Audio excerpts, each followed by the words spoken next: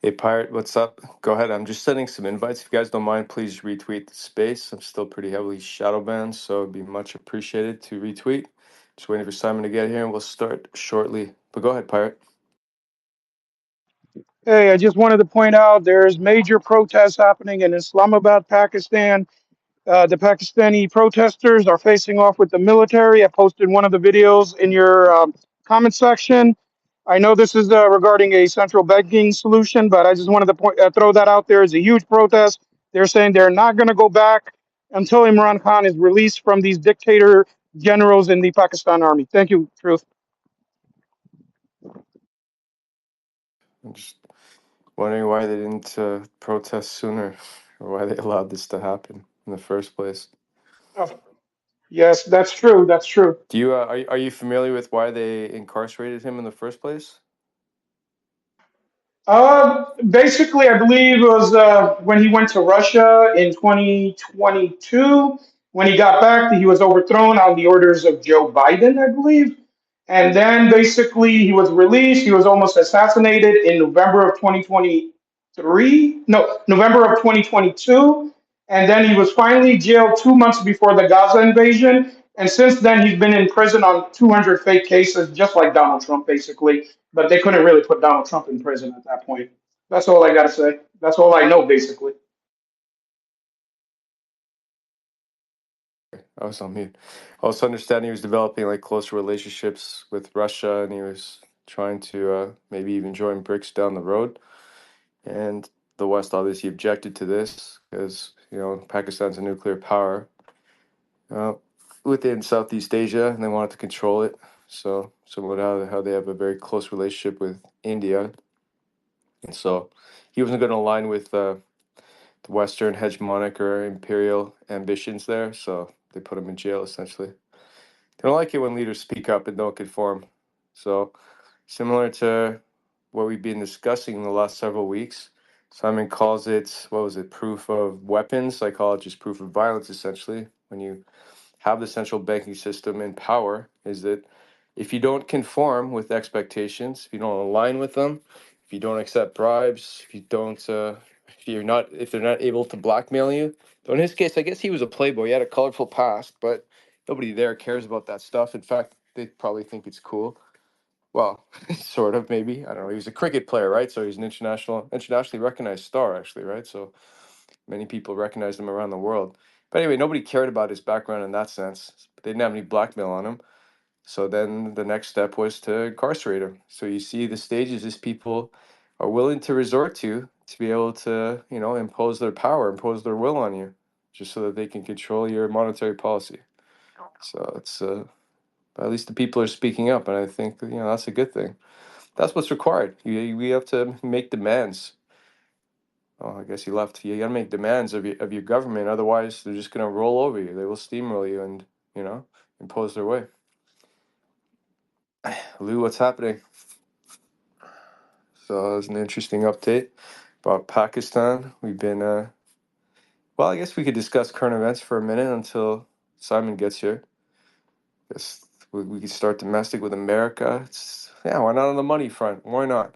So it looks like, what is it? Israel's getting, was it 8.7 billion? Ukraine's getting 9 billion. Taiwan, which last I checked, they're a very, very rich state. They're getting like, what, well over $500 million. And then what, Americans in North Carolina are getting like $750 each. So they did like, if you do the quick math on that, compared to, the residents in North Carolina, residents in Israel, the Israeli ones are getting like $7,500 each, which they don't need. They're rich. If you're going to divide that evenly, we already know they don't all get, the residents aren't getting much of that money. And then in Carolina, they're getting $750 each, while their homes have been completely devastated and they've been flooded. And FEMA says there's no more money. And FEMA is run by, well, it happens to be a member of the tribe.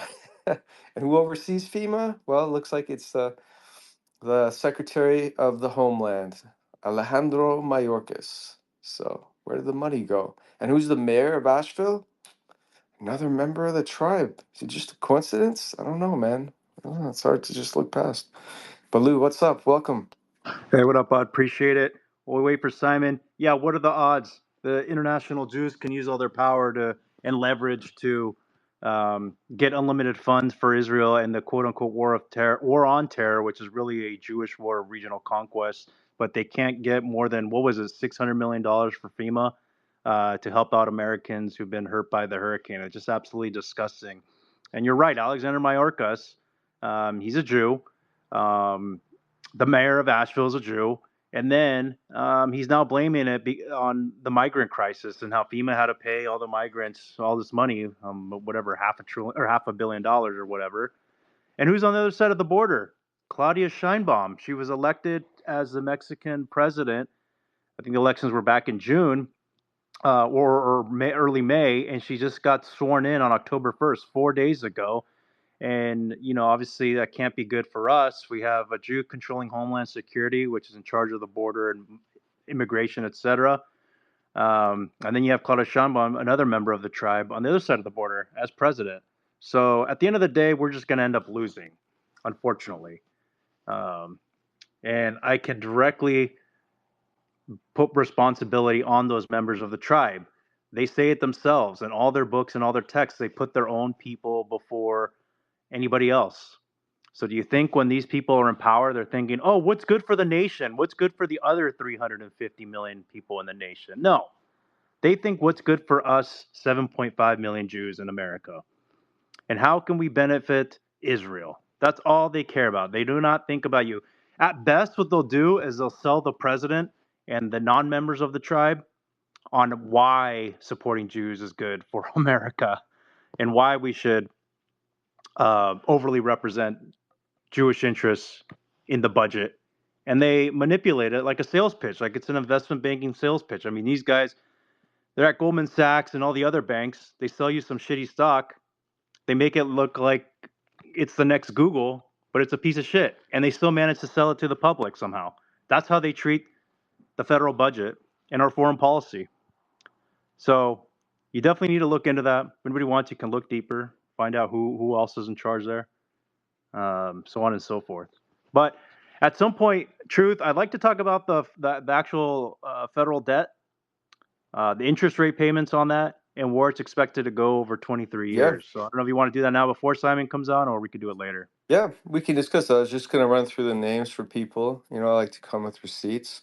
So the main spokesman, director of public affairs at FEMA is Jacqueline Rothenberg. Doesn't sound like a Sri Lankan last name. And yes, I already looked into it. She is a member of the tribe. The mayor of Asheville, she mentioned again, Esther Mannheimer. I mean, I posted about her anyway. Also a member of the tribe. Alejandro Mayorkas, interesting character. When you try to hold him accountable for his misdeeds or why the borders opened in the first place and why over 20 million, some say 22.5 million people have crossed illegally, and where the $600 million got allocated to, because they had to pay migrants. We had to, and that's why we're out of money now. We can't help American citizens who are subject to floods, whose homes have been devastated. Sorry, people, we had to give the money to the illegals, and then rather than say reallocate funds elsewhere, perhaps reduce foreign aid spending, give less to Israel, give less to Ukraine for wars that really aren't benefiting America at all. I mean, they're genocide. It's a genocide in Palestine. Looks like it's an ongoing genocide now in Lebanon too, because they've destroyed parts of Beirut and they're still bombing it. Last I checked. No, sorry, we can't help you. And then we have to pay Taiwan. Taiwan, which has a very successful semiconductor industry and technically belongs to China. Why does America have to subsidize Taiwan? Why is it seeking to, create this split between China and Taiwan at all? Given that China is just kind of minding its own business, are they competing, financially on different sides of the world? Sure, they have trading partners. America's got trading partners, but they certainly haven't declared war.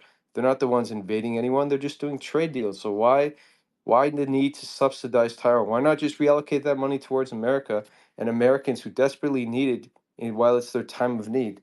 So people, you see where the priorities are, and then you have to look at who's really in charge. So I'll pass it back to you in a sec, Lou, but just to sum it up, who's really in charge here? Well, with foreign policy, the man who decides is, I'd say, foreign policy de facto president, because, I mean, is Biden really lucid at this point? Is he really calling the shots? And then, Kamala, I don't even want to get into. She's irrelevant to me. She finally went to the border for the first time, and that was her main assignment, by the way, was to monitor the border, to monitor how Mayorkas was doing. And of course, she just, she's unfit to lead at all, in my opinion. But yeah, who's in charge? So you've got Blinken, who's in charge of foreign policy. You've got Janet Yellen, another member of the tribe, who's in charge of the treasury. And when Blinken goes to Israel, he represents himself as a Jew first, America second. He said it himself. Then who else? You've got Merrick Garland, who's in charge of the laws. Who could even impose lawsuits on the carry out lawsuits on those who are supposedly not doing their job properly, or those who have broken the law, acted unethically, and really shouldn't are not fit to lead, or much less just be in the cabinet. But of course, he won't prosecute any of the members of the tribe. You've got Avril Haines as well, who's the National Intelligence Director as well. And then I've already mentioned on many occasions Richard Levine, who changed his name to Rachel because he decided, in his 40s to become a woman, very unattractive. Well, yeah, you know what? He's not a woman. He never will be. He could pose all he likes. And he's the one who claims that it's okay for kids to have agency, these are minors, to be able to change their gender in case, they undergo the wrong puberty. Playing God now with kids' lives. And on and on. So the Treasury, foreign policy, the laws are all in the hands of the members of the tribe, and you've got a de facto president who was supposedly elected, who's at the beach more often, it seems, than he is actually at the White House making any big decisions, and who shows up occasionally for a press conference and just has gaffes, the gaff master. This is who leads us, and you see the problems in North Carolina. I don't know. I don't want to. I don't want to sound so dark and bleak, but I'm sorry. You got to call out the problems, and then you're seeing, the consequences of this in the foreign policy, where money is just getting, in my opinion, misallocated and given away to rogue nations as part of the money laundering scheme that the Federal Reserve and the central banks love, because there's no accountability, there's no checks and balances. The Fed is never audited. They can just print unlimited amounts of digital cash, goes to these countries, and it also goes to the military industrial complex as well to build, proof of weapons, as Simon calls it, so they can carry on with war, which they love, because all wars are bankers' wars. There's no profit in peace, so it's an ongoing cycle. Let's keep making weapons, so this way Boeing, Lockheed Martin, Raytheon, General Dynamic, Northrop Grumman can keep making these, these weapons of destruction, essentially, to kill innocent civilians. And also those weapons also get resold in the black market to rogue nations, so there can be civil wars elsewhere as well to weaken those other nations, because they're all like a process. So let's see, which country can we destroy in Africa today as well by, say, inciting divisions? So this way, when they're devastated and they need loans, the IMF and World Bank can show up to the rescue and give them onerous loans it's going to require, taxation, or we call it austerity measures, to ensure they're indebted too. So you're seeing the consequences in real time. It's affecting everybody, and it's all stems from the central bank not giving a shit about you and me or any ordinary person, but instead just worrying about the elites, politicians, the middlemen, of course the bankers, who just continue to rack up debt in exchange for taxing you and I and everyone else. So this way they can just make interest payments on the burdening debt that's eventually going to crash the system, and they don't care because they have a great reset in mind. It's just a question of how they're going to essentially blow people's minds this time, and perhaps fulfill Albert Pike's Third World War of getting the Muslims to fight the Christians while they're behind the scenes profiting off of both sides. Lou, go for it, and then we'll go to Pirate.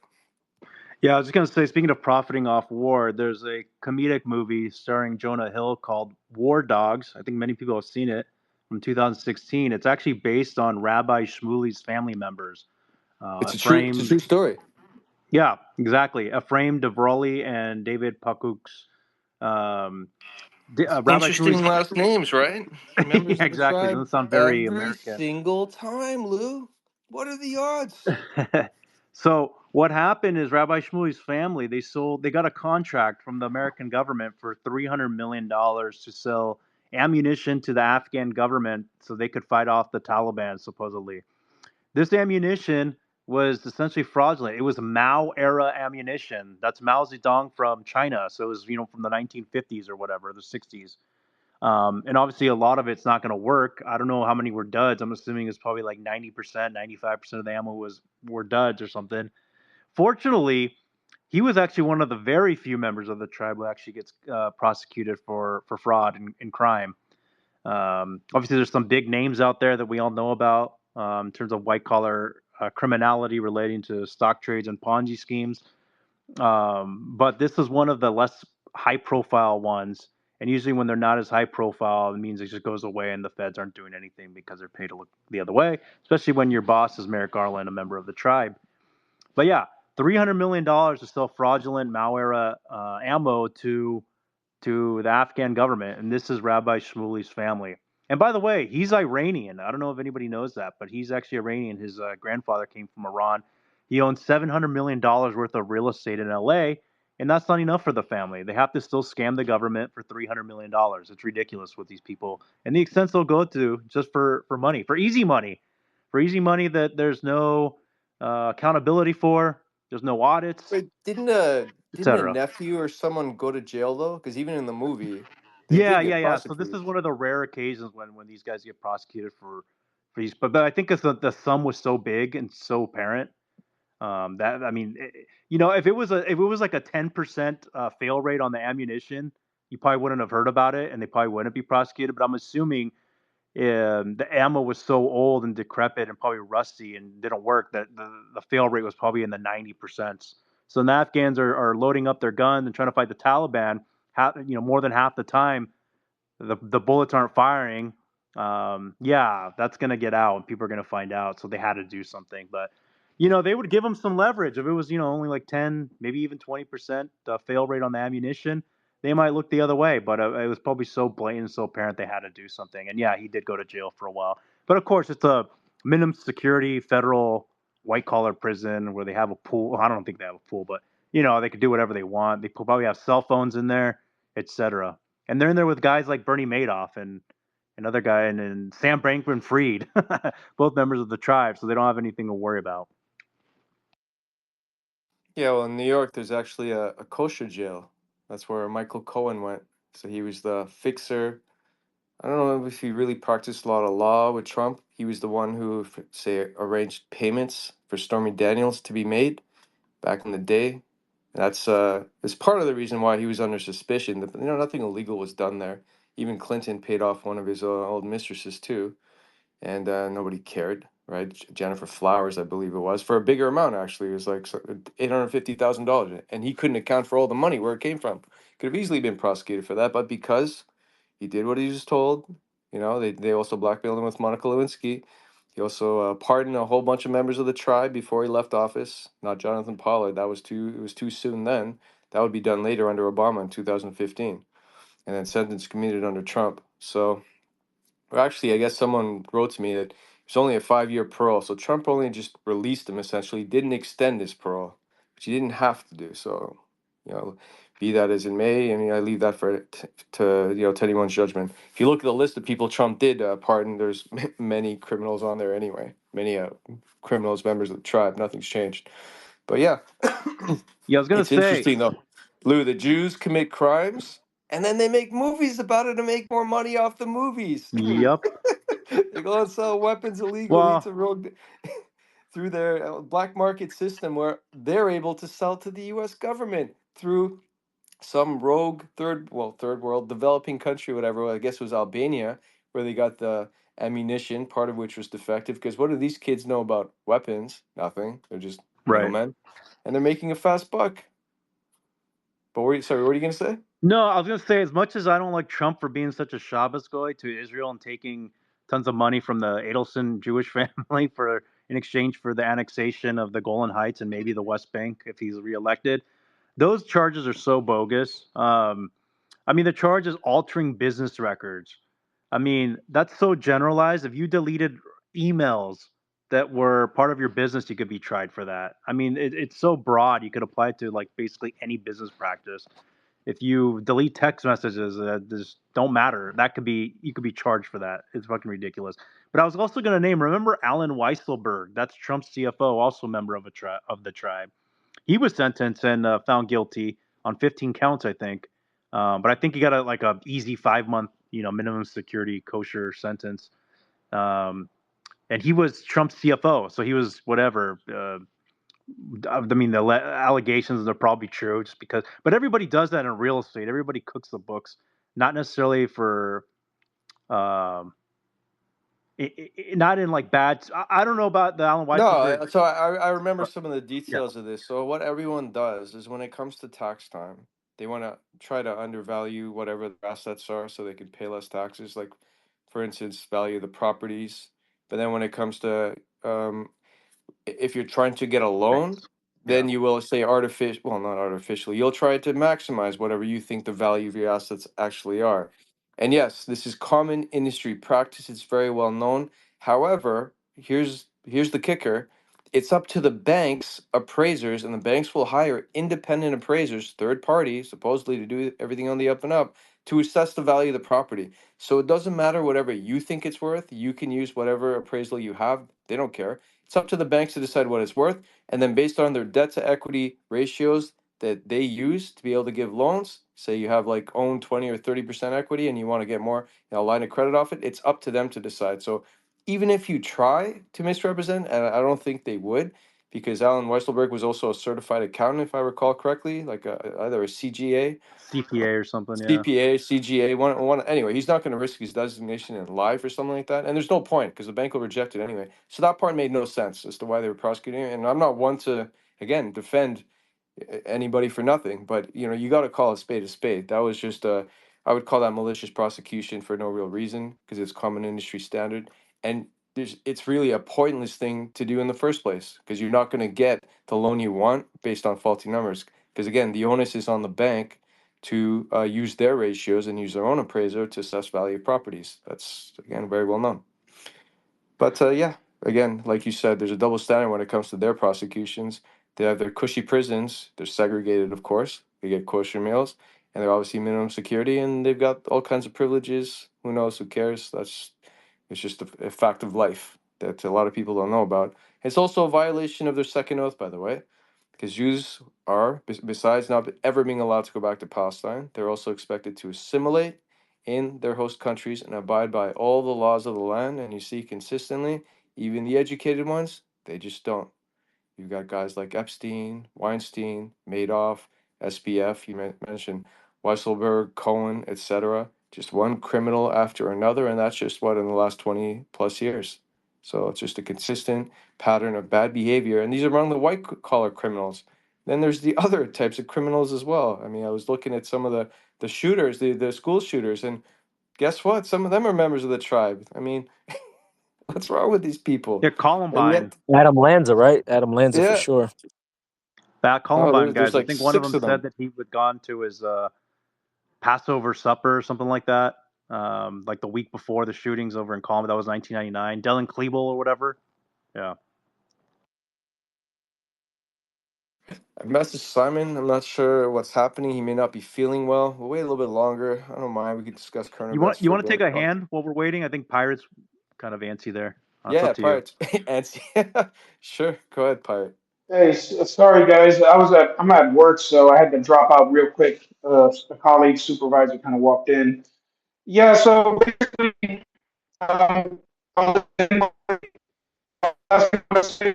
you Is it just understand the military is out against the civilians, and that's about it. is it just just Pirate. I can't. Your mic's really. Is it just me, Lou? Because I can. He's I cutting in can't and hear out. him at all. I'm He's glitched rubber out. banding. Okay, Pirate. Yeah, you are. Okay, so I'll drop you. I'll cycle you. Yeah, I'll bring you right back. yep, sure, go ahead. Yep. Let's try it again. To make sure you've got a good signal. Let's try it again. I just I sent you a mic. Can you hear me? Yeah, go for it. All right, I just wanted to say I'm at work, so I had to drop out real quick earlier. Sorry about that.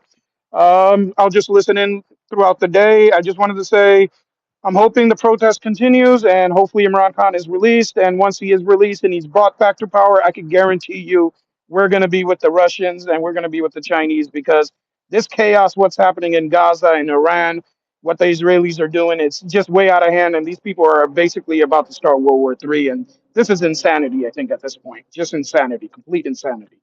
All right, Truth, thanks a lot. I mean, you speak a lot, Truth. Obviously, you are Truth. So I'll just listen in and keep up the good job. And if you see the protests get more and more, maybe do a small space. That's all I say. All I got, man. Thanks. Hey, Yeah, I'll you know be what, honest. Pirate? Go ahead, So I Lou. was gonna say at some point I'd love to hear more about the Imran Khan story. I mean, that's another underreported thing. Biden says democracy is the most important thing, like every other word he says, yet we quietly overthrew the Pakistani government over the last couple of years. Imran Just Khan, want to yep. I just want to say Imran Khan was a former cricketer who won the World Cup in 1992. He wasn't really a politician, just like Donald Trump. He got into politics to try to get the poor people out of poverty. He fought for 26 years to actually become prime minister. And obviously everybody knows what happened in 2022 when he went to Russia to meet Putin the day of the invasion of Ukraine. When he got back, he was a no confidence vote. Millions of dollars were sent from the United States to the corrupt politicians there, and they bought off a bunch of his politicians and basically overthrew him.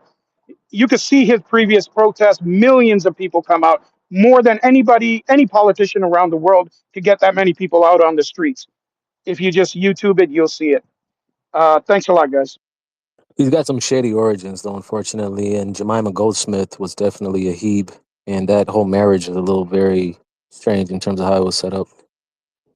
Well, is your mom married to a goldsmith? Last name? He was. I don't know. I Oh, don't think they're still together, but Jemima Goldsmith, yeah. could have been a spy if they're not together. But no, what I was going to say is, didn't they also make sure that his party was banned off the elections for parliament? And but nonetheless, the people still wrote the candidates in, and they won anyway in a huge number. Is that true, Pirate? Oh, I think he's busy or something. Yeah, it might be work. There's a lot of Still a bit. interesting things going on in Pakistan with China. China's amassing troops on the border. I wrote a thread privately, but I haven't published it. They're amassing troops on some of the Chinese Indian disputed lands. There's two provinces, but the one I'm referring to now is called Aksai Chin. So it's to the east of or north. It's on the northeast part of India, Pakistan, etc. What I think they're trying to do is they might try to claim that territory, the Chinese that is, so they can get a rail line for trade through Pakistan, bypassing Afghanistan, because that's just another cost, and there'll be U.S.-backed terrorists there to kind of derail that situation. So go from China through the disputed land down to Pakistan, through Iran, up through Azerbaijan, and up to Russia. So I think they're doing that there. I don't want to talk about the other one here, but there's another Chinese mobilization bordering India, the eastern part along the what is it, Arunch? Maybe some if there's any Indians here. Arunachal Pradesh, I think, is the name of the territory. I think they want access to that river there. I forget the name of it. That river is pretty huge. Goes all the way down to Bangladesh and out to the Indian Ocean. So if the Chinese can control that, they could ship their goods out through that river, through the Indian Ocean, down whatever the Cape of Southern India, Sri Lanka, etc., up through the Gulf of Oman, Persian Gulf, up through Iran, Azerbaijan, and Russia. That's something that's developing. If there's a full-out world war, you could expect that those territories could be up for grabs in terms of, to China's eyes, for trade. They're So building a dam there, Lou. The say Chinese that are again. building. They're building like the like we're already aware of the Three Gorges Dam, but they're actually building something that's like 3 times the size of that in that area you just mentioned. So Just the go Chinese on are building a Yeah. dam. a crazy dam up in the high up in the Himalayas. That's gonna Right. like they're gonna Okay. So then it's not for trade then, unless they do it down lower past the dam. exactly. And then what you mentioned about China and Pakistan earlier, like China has the CPEC, the Chinese Pakistan economic corridor. They've invested like an absurd amount of money into Pakistan's infrastructure because they're trying to get that Belt and Road Initiative going again. That's why you see a lot of turmoil in Balochistan, Pakistan, because through the CIA and nefarious organizations, they fund money there, and they constantly keep that area under terrorist bullshit. So while their port doesn't open up and the area doesn't prosper. Okay, that's now that I'm thinking about it. Remember how in I think it was January, Iran struck 3 targets just to show their sophistication and accuracy of their missile program. One of the targets was in Pakistan. It might have been. Yeah. It was in Look Baluchistan. It was a into it. Mossad base that was there, and then Yeah, Pakistan returned the favor. And by the way, that was it's an interesting attack. The foreign ministers of Iran and Pakistan met. You're like, yo, you let me strike yours, you can strike mine. They're terrorist bases. Here are the coordinates. Go for it. And people thought there was going to be escalation. They don't know that Iran because it's under sanctions, they smuggle their oil through Pakistan. Like the trucks have been caught smuggling the oil across the border, and whatever. No one cares really, because Iran's actually massively increased its oil exports just through its big partners. It was doing about 200,000 barrels a day. Now it's up to over 2 million barrels a day. And Ted Cruz is pissed off about that. He's like, "How dare they? How dare they sell their own oil against our will?" Because they think they can Truth. stop people from buying, Iranian oil. I mean, it's up to the countries. Why does America get to decide whether Iran sells its oil or not? It's because once again, it's the central bank imposing its will and deciding whether a country is allowed to function to serve its own people or not. And if they don't like the leadership, they will either jail them as they did with Imran Khan. They will try to kill him.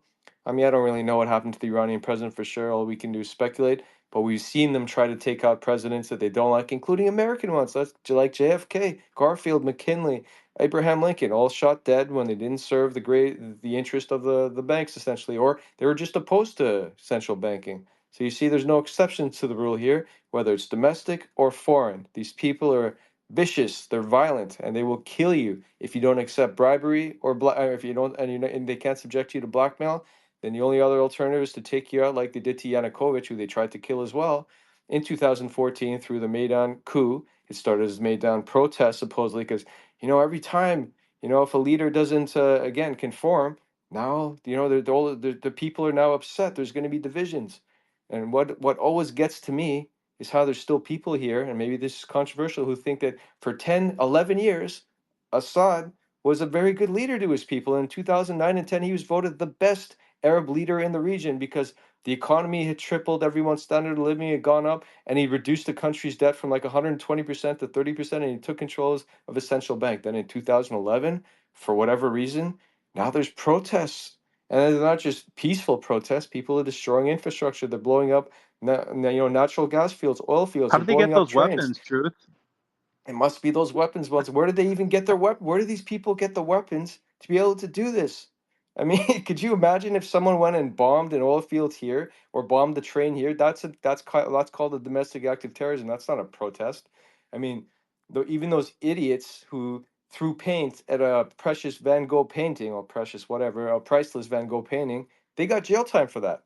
That's how you deal with these types of idiots who think that's a protest. What? Because they're against oil, because they're too stupid to realize that they're getting scammed just by the global warming bullshit. Anyway, kind of all over the map here. I'm just giving you guys examples, real life examples of how the central bank is essentially backed by proof of violence, if blackmail and bribery fail. And I can give example after example all around the world and even within North America where you see this. And you mentioned Claudia Sheinbaum. There were 37 political assassinations. They'll come back and say, well, they all weren't all, presidential candidates, but many of them were. And somehow, in a machismo country, which has always been ruled by men, overseen by men, Catholic men, two women were competing for that presidency, and one of them a Jew. Somehow, magically, the Jew gets elected. Just a coincidence? I think not. But yeah, I don't mind discussing Pakistan a little bit more. Simon, it sounds like he's on Mario's space because I know that he's it sounds like there's an imminent Israeli attack Yeah, happening on Iran. So it looks Haggerty like Israel wants to wants to deliver speak. its retaliatory strike because for those who say Iran didn't hit anything, well then why do they want to respond? It sounds like they did. Actually, I've already posted the satellite imagery. I'm not going to joke around. They struck some Neva team base 32 times, and they did hit some F-35s. So you could see the damage to parts of the plane, the hangars, etc. So that can't be hidden. The digital clouds faded out. I guess they couldn't afford to keep putting them up. They needed more money, right, and more weapons as well. And also Talnaf was struck as well. And then the Mossad headquarters? I do believe they're really embarrassed about that one. Because there were casualties as well that the Israeli Red Cross reported. And then they were censored, and everyone was censored essentially because you face consequences in Israel if you publicize damage to any major buildings and also casualties, because of course they like to hide the casualties, just as they lie about what Hezbollah has done to IOF soldiers who What are they up to now? Does anybody have the latest numbers? I heard over 300 IOF soldiers have been killed. I don't know if anyone knows. Jump Yeah, in that if you was a do. rumor. I don't know if that guy was legit. I posted it anyway. Supermensch88. It was going around, so I posted it. He wrote a big thread about it. The guy was pretty funny too. At the end, he says, "My family's been in Israel for hundreds of generations, unlike Netanyahu, that Polish faggot." Oh, it's funny. But those guys who've been in Israel for generations, even though they're Jewish, it's like they're not the problem. They've been there for a long time. It's these Zionist invaders from Europe who just want to control more resources, etc. So I don't blame those guys. I mean, I blame the immigrants or the migrants rather from the U.S., Europe, Poland, Ukraine, etc., and the Soviet Union. A lot of people don't know that after the Soviet Union collapsed, like 1.5 million Russian Jews migrated to Israel, and now Putin's telling them to come back because of the imminent war that's ahead. He just made that statement a few days Well, ago. they're not exactly welcome back. He's just Yeah, telling but them I'm to gonna leave say Israel I don't think he because, necessarily wants them inside.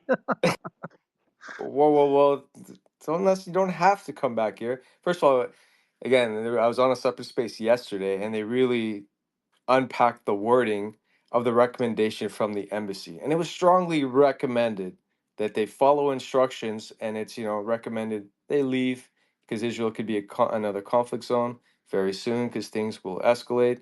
Because Israel did bomb, a Russian base which had a weapons depot. It was, I guess, shared with Iran in Syria, and this is obviously a problem.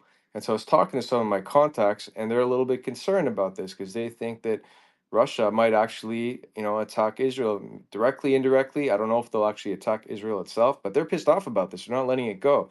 And there were multiple Su-57s, Sukhoi 57s. Those are, as I would say, are definitely more than capable of handling F-35s. And in fact, the rumor is, again, I haven't posted this because I'm not 100% sure. I don't like to post something that I'll get, that's wrong, obviously, because no mainstream media is going to report this. But apparently, a couple F-35s got shot. There were four of them. They were approaching the Persian Gulf as part of it might have been a reconnaissance mission. I'm not sure because they never fly alone, right? They always fly in packs, but they got caught on Russian spy satellites.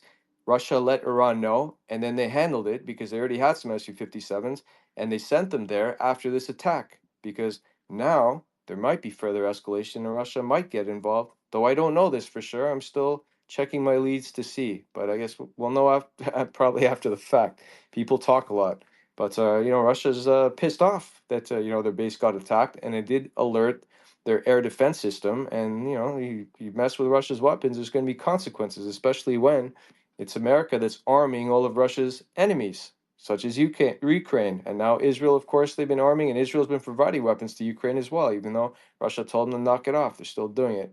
So you see all the problems that unfortunately are involving multiple countries here, and also what the I'm not going to call them any allies, but you see which sides of the globe are going to be allied and which ones won't, right? Or I believe if there was a World War III, God forbid, you'd probably have, I don't know, maybe someone. Oh, here's Simon. Actually, I'm curious to see what he has to say about the attack, so I'll just bring him up as co-host. But I think you'd have, say, Russia, BRICS countries, so obviously with Iran and with China, India. I'm not sure who they would choose. Hard to say. I don't know if I can fully trust India. And then it would be versus America, led by with NATO as well, with Israel and Ukraine, and we'll see where it would go. And as far as the other African countries, hopefully, they can just stay out of it, and it'll just be, again, hypothetical. Hopefully nothing happens. We all want just world peace. But we're seeing which countries are aligning with whom just through trade deals and through these battleground wars that are happening right now. There's one in Palestine, and there's also another one happening in Ukraine, and now that one in Palestine is extended to Lebanon. Simon, what's up? You've been on Mario Space. I don't know how much time you have. We can go, I have for at least another hour or so we can still get into I think the objective today was to discuss, a real life, almost like financial planning, though, we'll put the disclaimer out that this is not financial advice. Obviously seek professional assistance from a licensed financial advisor, a tax lawyer, an accountant as well. And these are just, we're just going to engage in dialogue here. And Simon can discuss some of what's worked and what hasn't. But Simon, before we jump into that, first of all, welcome. And I guess I saw the headline of Mario's Space. There's an imminent Israeli attack expected against Iran. Can you give us some updates on that? Yeah, sure. And sorry, Truth. Yeah, I got caught up there, and the Zios kept taking my spot, so I didn't. I got carried away with time, and I do need. Israeling your spot. No, and these people just they take space wherever they see it, even even digitally. Go ahead. Yeah, I was first up waiting patiently, and waiting patiently with Zios doesn't work too well. But I've only got 15 minutes, unfortunately. So probably best thing I could do is give a bit of commentary. So everyone's waiting, and let's tie it into finance and economic at the moment. Everybody's waiting for what Israel's response is going to be to the approximate 180 missiles that were launched in response to the breach of sovereignty and targeting of higher figures across the various different factions that Iran is allied with and within Iran itself. It's a very tricky situation because basically there was a stalling tactic, which is the current narrative, as with my understanding, that America was engaging in bad faith negotiations to try and pretend that a ceasefire with both Hezbollah and Hamas, a permanent ceasefire, could actually be a possibility. And the reports are that Iran kind of stalled their response accordingly, and then that gave the time to make some very, with the intelligence of both America and Israel, they were able to respond and take out many of the high profile leadership figures, which is kind of demonstrating that Israel and America, which is no surprise, does have a lot of superior intelligence, but at the same time, there is a ground invasion due to happen, or basically happening outside of the border or about to go into the border in Lebanon, which is Hezbollah's main competitive advantage, as it were. Now, the timing of the response for Israel and the severity of the response, because they've only really got a few options to take. One option is that it could go for the ultimate goal, which is what I think this is all about, to draw US into the Middle Eastern conflict, because US and UK are already engaged with the Houthis in Yemen right now, trying to prevent some of the economic impact of the Red Sea shipping routes, because leading up to the election, the Federal Reserve has decided, because it's so independent, as we know it's not, that they would try and make it look like inflation is under control at the moment. So they've been pushing down rates. They did the 50 basis point cut. And all of the figures in the US are, unemployment's fine right now. We know that got revised the last time they did the non-farm payroll numbers. And then the same thing with the inflation. They're saying that it's somewhat under control right now, and they believe that everything's under control with the economy in the US. That plays into supporting Biden in trying to get a Harris nomination. And then at the same time, the worse the economy could look, so if we enter into some kind of systemic shock, then this would support a Trump election, because Trump would love some kind of economic disaster right now. So the real question is who is Israel chosen to be the next president of the United States? Is it Trump or is it Harris? And that's really the decision in terms of how they react from here. So they need to come at Iran with something hard. They've got a few options. One is that they could go for some of their nuclear locations, which would be seen as very aggressive. In order to achieve that goal, that would likely draw the US in. And if the US were drawn in, that would be seen as very unpopular in the midst of these elections, when there is natural disasters happening. People are dying within America. They're not getting the support, and yet they're sending billions of dollars and engaging in a war outside America. That would be, I think, a very, very bad look for Biden-Harris in their election. And so they need to cool it all down. And if they're going to engage in this operation, it has to happen after the election. The other response that Israel could do is they could come after some of the oil refineries. So approximately 70% of Iran's economy at the moment, their revenue, is dependent upon their refinery and their oil sales, mainly to China at the moment. And so that's a very important revenue stream for Iran. And if they were to target that, there's a problem. That could create an oil price shock. It could lead to a reaction where the Houthis might even do something in response to escalate towards some of the refineries in Saudi Arabia. That brings Saudi Arabia back into the equation. There could be a response that leads to some kind of action in Iraq and Syria. If Syria comes back into the action, which is we're seeing right now in the border between Lebanon and Syria, then that also has impacts in terms of Russia protecting their assets and their port. Simon, Yeah. real quick on the point of the attack, was there any mention of the upgraded air defense systems that Iran now has? They have apparently the advanced S-400 Russian air defense systems, and based on some of the contacts I have, they may even have the S-500 Prometheus. So they've got the Triumph and the Prometheus, both very capable air defenses that could even knock down or at least give a run for the money of the F-35s that would likely launch this particular attack. The other challenge I see is most of Iran's nuclear facilities are buried deep within, not just within the mountains themselves, but also underground, and they're even beyond the access of the best spy satellites and radars. And yes, Iran is a member of the NPT and Non-Proliferation Treaty and the IAEA, so they have opened themselves up to inspections in the past, and that's why they have the, I guess, location coordinates of some of the facilities. But I think most of them have not been disclosed, and now we see why. They did the exact same thing to Iraq when they were inspecting. It was really just to gain coordinates, gain intelligence before an attack, essentially, and that's what many of these protocols are even for. They're not just for safety, security reasons, because we all know that, there's a double standard. Because if that was the case, then not Iraq, Israel would have to be a member of the NPT and IAEA, but they get to practice nuclear ambiguity. They don't disclose.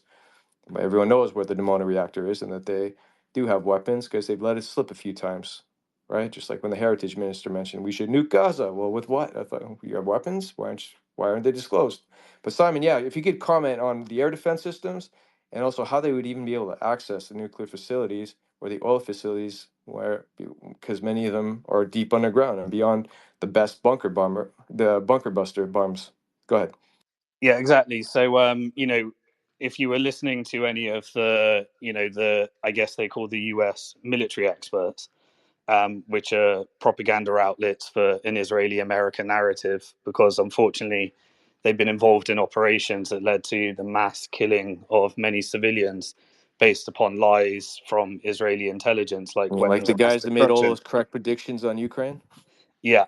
And so, based upon that, they obviously have an element of Stockholm syndrome, because to admit that they were involved in illegitimate operations makes them try and defend a narrative, which, while they have military expertise, which I don't have, but it also creates an internal bias that leads to not being able to see what's in front of them, because if they had to admit that, it may make them realize that they were illegitimately fighting and creating tragic circumstances without understanding the justification for it, because it was all based on a lie. So be careful what you hear from them. But yeah, there is an understanding that Iran has additional Air Force capacity. To the extent of it, I don't know. But this was one of the strategic partnerships between Russia and Iran, that the more the West militarizes Ukraine, then Russia is providing support for the air defense and air forces in Iran. So that's what we have been told. Whether that actually happens, we don't know, but it sounds like a good strategic move that Iran would be building up in anticipation for this. And so the other thing is that they could target the oil refineries. If they target the oil refineries, that could send the price of oil out of control. We saw exactly what happened when Russia invaded Ukraine. That created a cycle where Saudi Arabia decided. Simon, I wonder if there's any traders who bought an unusual amount of options, long options possibly. Exactly.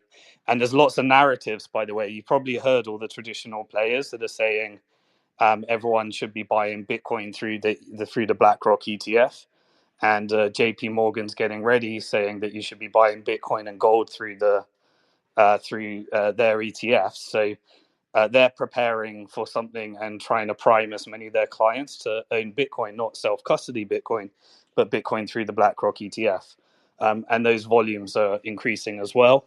At the same time as options market being approved from the traditional financial players and Bitcoin custody being approved for Bank of New York Mellon, while they're suing traditional companies like Coinbase who have been custodying Bitcoin for customers for years. So there's a very clear indication that they want to gain as much of the Bitcoin market and persuade as many people to hold it with BlackRock rather so they can charge fees on it, rather than you owning it yourself in self-custody where you don't have to pay any fees. But yeah, any impact on oil prices would ruin the election for Biden and Harris, and so I think they can't target nuclear facilities, they can't target any of the oil refineries, which But are it the wasn't main out of two the impacts you kindness could of their have. heart. It wasn't out of the kindness of his heart that Biden was telling Israel not to strike the nuclear or the oil facilities, right? Yeah, nothing to do with the Because he's election. worried about prices going through the roof and impacting the election. Sorry, go on. Yeah, and so that's what we saw last time. That broke Silicon Valley Bank. The Fed then engaged in a pump and dump scheme where they said inflation's transitory. They didn't react with rates. And then they suddenly hiked rates, which broke the balance sheet of many of the banks. And then that engaged in many of the bailout exercise, which helps the Fed, because then the Fed ends up with more assets on its balance sheet. It can return to a quantitative easing cycle. And so the net beneficiary of all of this war, is, of course, the Fed. And so, you can't think of these actions as independent as well. So, that's it all depends on who Israel has chosen to be the next president of America. If they want Trump to be the next president, and then they would attack the oil refineries, and that would play into a Trump election. And obviously, Trump has been cozying up to Israel, taking the Israeli lobby money and saying that he will annex the West Bank, hand it over to Israel, and support the Greater Israel Project. And the only complaint he's had about the genocide with Israel is that they didn't do it fast enough. They did it too slow, and we were able to figure out what was happening, and All that right, so created a problem. I got to underscore that point. So that Israel really does have a direct impact on the outcome of the election, just based on where they're going to strike in Iran.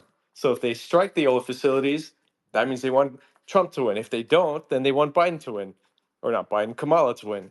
It's that binary. I can't believe it. Exactly. And that's Forget again, AIPAC, UK forget all the politics don't. Jewish lobbies. It's about where they're going to strike in Iran. That's going to determine the outcome of the U.S. election. Yeah. Insane. Sorry, go on. Yeah, and they don't need to worry about UK because they already put Keir Starmer in. Keir Starmer said that he will commit to Israel and Ukraine, and so the UK politics doesn't really matter. It's just about determining the US election that will, Wait a minute. How did the likely be Zios where they strike. react when you made that connection? What did they say? Oh, obviously, I'm an anti-Semitic conspiracy theorist. As soon as I say anything like that, yeah. Yeah, Israel definitely doesn't strategize at all. They don't strategize, they don't think, they don't do any of that stuff. It's all just a matter of luck, right? They're just lucky and they're smart. And that's why they get everything they want. Hard work, so on and so forth. They're not manipulating anything, even though they control all the media and they're half the donors to the DNC and a quarter of the donors to the RNC. Yeah, it's just a So, conspiracy theory, man. all this time, I thought it was the Qatari agents that were impacting the election, causing election interference, or the Russian agents or the Chinese agents. Who would have thought? It was the outcome would essentially be determined by price of oil less than a month before the election, based on the impending Israeli attack, possibly on Iranian oil facilities. And if they were to attack, it's possible Iran could also close the Strait of Hormuz, which could cause price per barrel of oil, it jumped to $200 to $300. All based on what some estimates say. Who really knows? But Yeah, and the wow. Chinese aren't going to stand for that too. So they'll No, definitely of get course not. involved. They like to. Well, I mean, it's still up to Iran to sell its oil to whoever. Iran sells its oil to China, right, for a very good Well, deal. So does if they Russia. close it, I'm just thinking out loud here. I haven't really gone through this in my head. If they close it, then I guess Iran would have to, for the oil that's being sent to China, they would have to escort it, right, Yeah, militarily. Yeah. they would find a way. So China is an ally, right? So they would, just like with the Ansarullah and the naval blockade, they still allow for Chinese and Russian ships to pass through, and that's why you see the pricing at Walmart and Costco haven't gone up too dramatically, because they're still able to get all their goods through. It's American and Western ships that are trying to support Israel, and also some of the Gulf ships that can't cross because they're the ones supporting genocide. Sorry, Simon, you were going to say, and then we'll go to Joshua. yeah, so the thought I want to leave you with, and I'll take a quick question, and then I'd love to stay. I just got to jump off. I got a booking I got to go to. This is how centralized the world has become. That really a bunch of psychopaths are deciding the future of the world right now. And so Israel can decide the outcome of the US election because once you control the Federal Reserve, you control everything. MBS can exercise some leverage by deciding what the future price of oil will be. So MBS can try and get some leverage in Saudi Arabia. What did you Um, make of the Iranian delegation's visit to both Saudi and Qatar? Well, I guess they met with many of the ministers of the Gulf states there, and looks like they want to normalize relationships further and yeah, turn the well, this page, is close the chapter on the differences.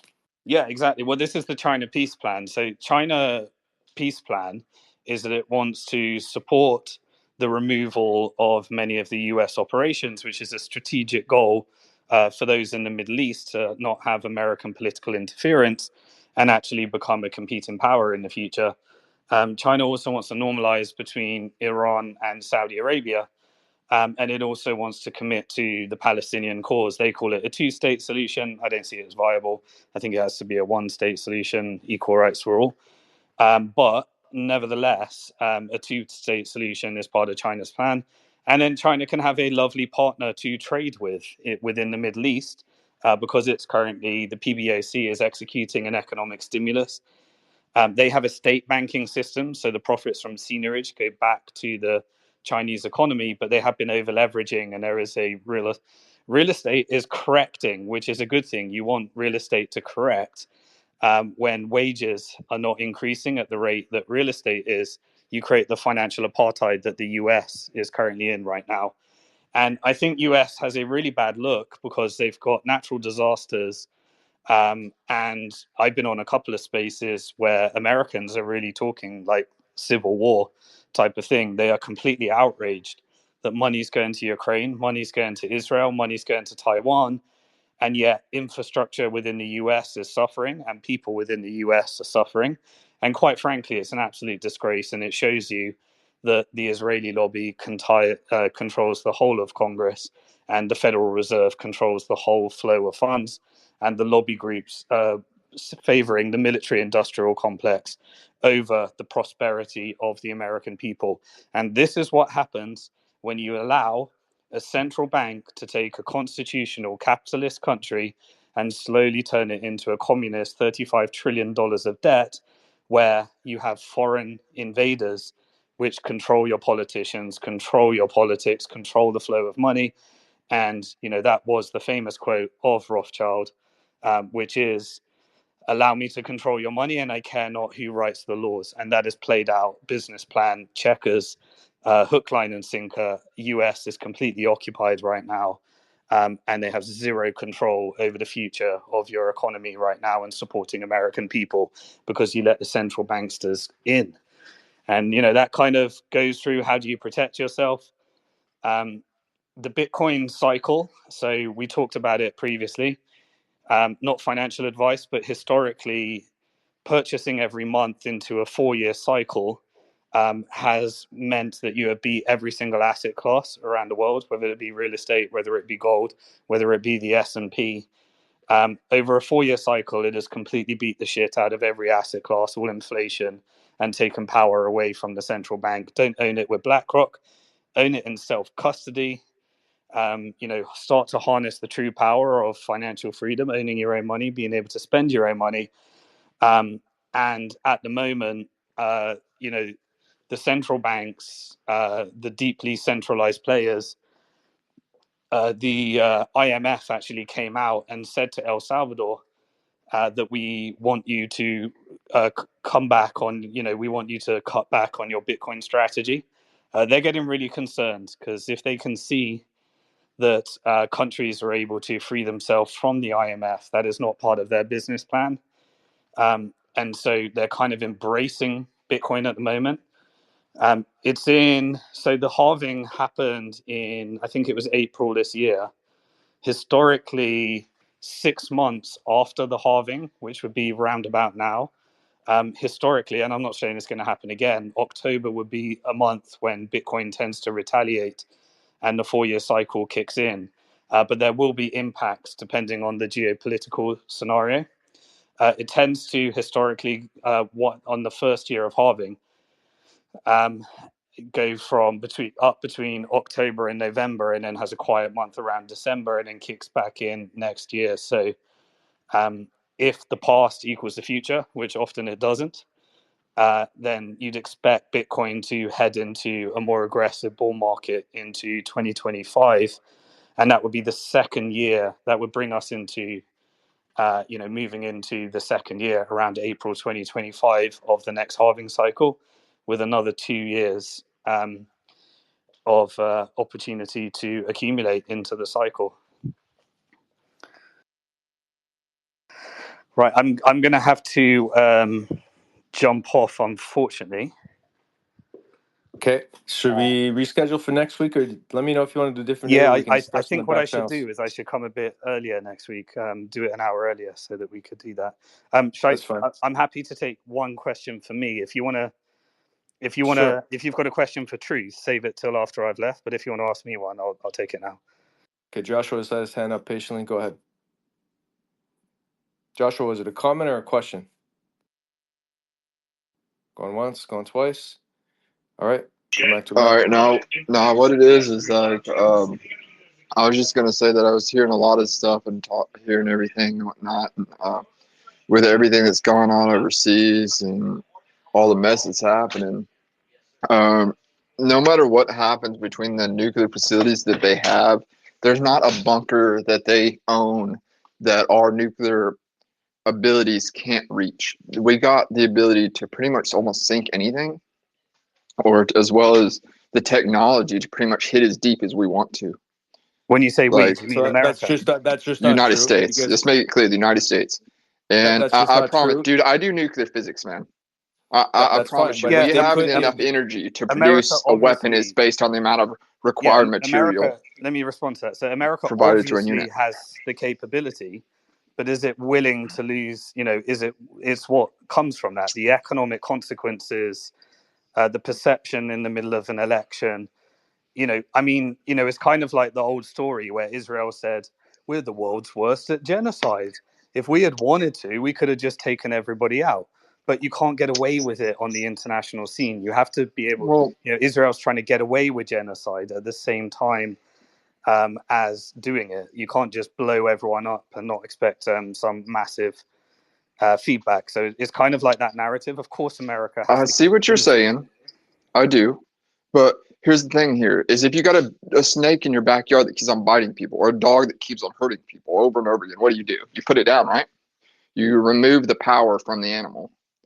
Here's the thing, I'm not a terrorist. I'm not trying to be a terrorist, but when you got a terrorist state that only wants to make terrorist actions, how do you treat terrorists like they're terrorists? Israel. Israel is a terrorist state. I'm talking about Iran, not Israel. I'm talking about Iran, because Iran and other countries have been attacking and creating war scenarios over and over and over again. Iran's been in the region longer than I'm going to jump off, but please research a little bit further than BBC, But CNN, anyway, Fox. Let me can I speak, please? Let me help you understand. Can I finish what I was saying before you interrupt? No. Then I'm not speaking to someone who's ignorant and refuses to speak to me. He asked, no, you're retard. the Jews declared war on Ottoman Palestine in 1899 and decided to invade it. To help you understand, if you look, and I don't want to go through the whole history, but Britain and US were basically treating Iran's oil as if it were their own. That's the backdrop of the whole thing.